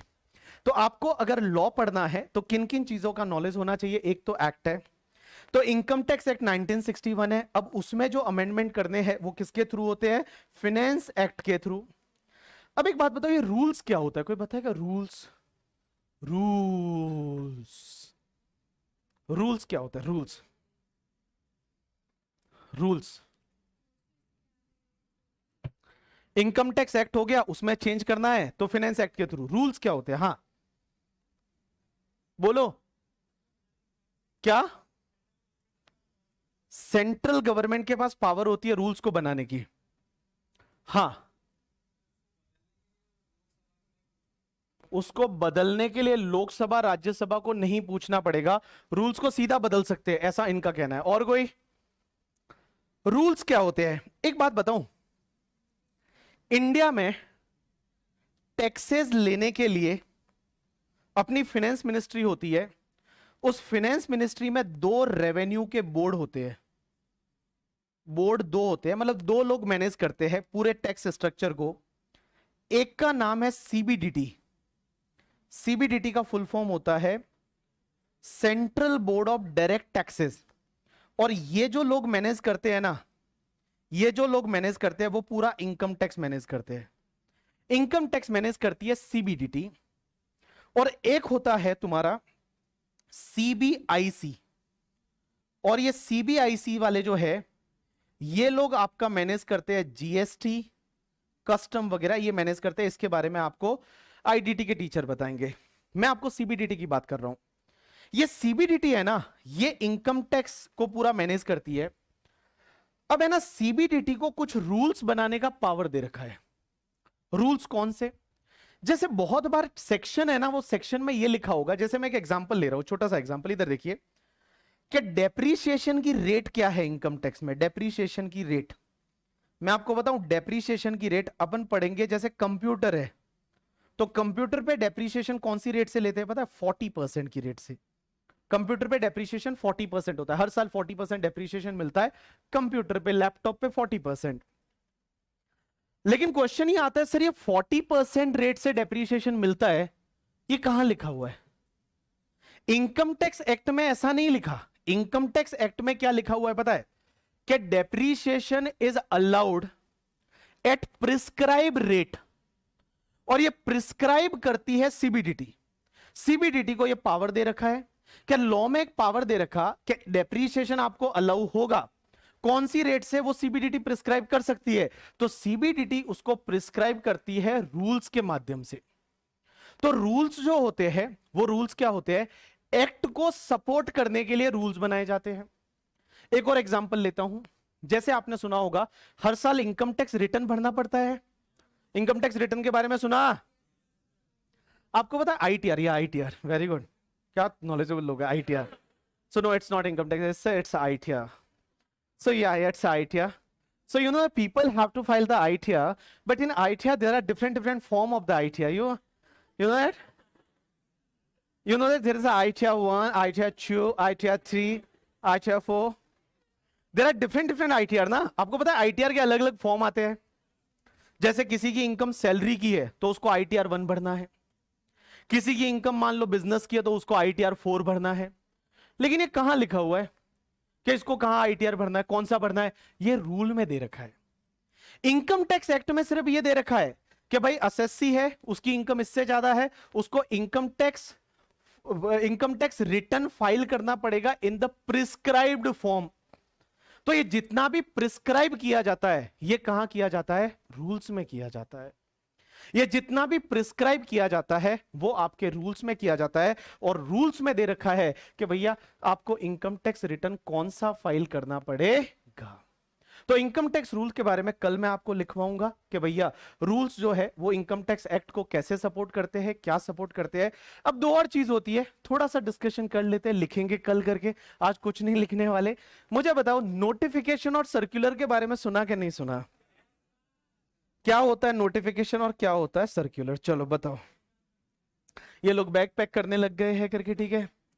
सार्थक जी को पता नहीं कहां पे इनको जाना है, कौन इनका वेट कर रही है? कोई वेट नहीं कर रही बाबू, ठीक है।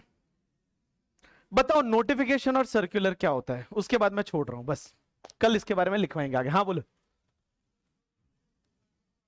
सर्कुलर डिपार्टमेंट पे एप्लीकेबल होता है, नोटिफिकेशन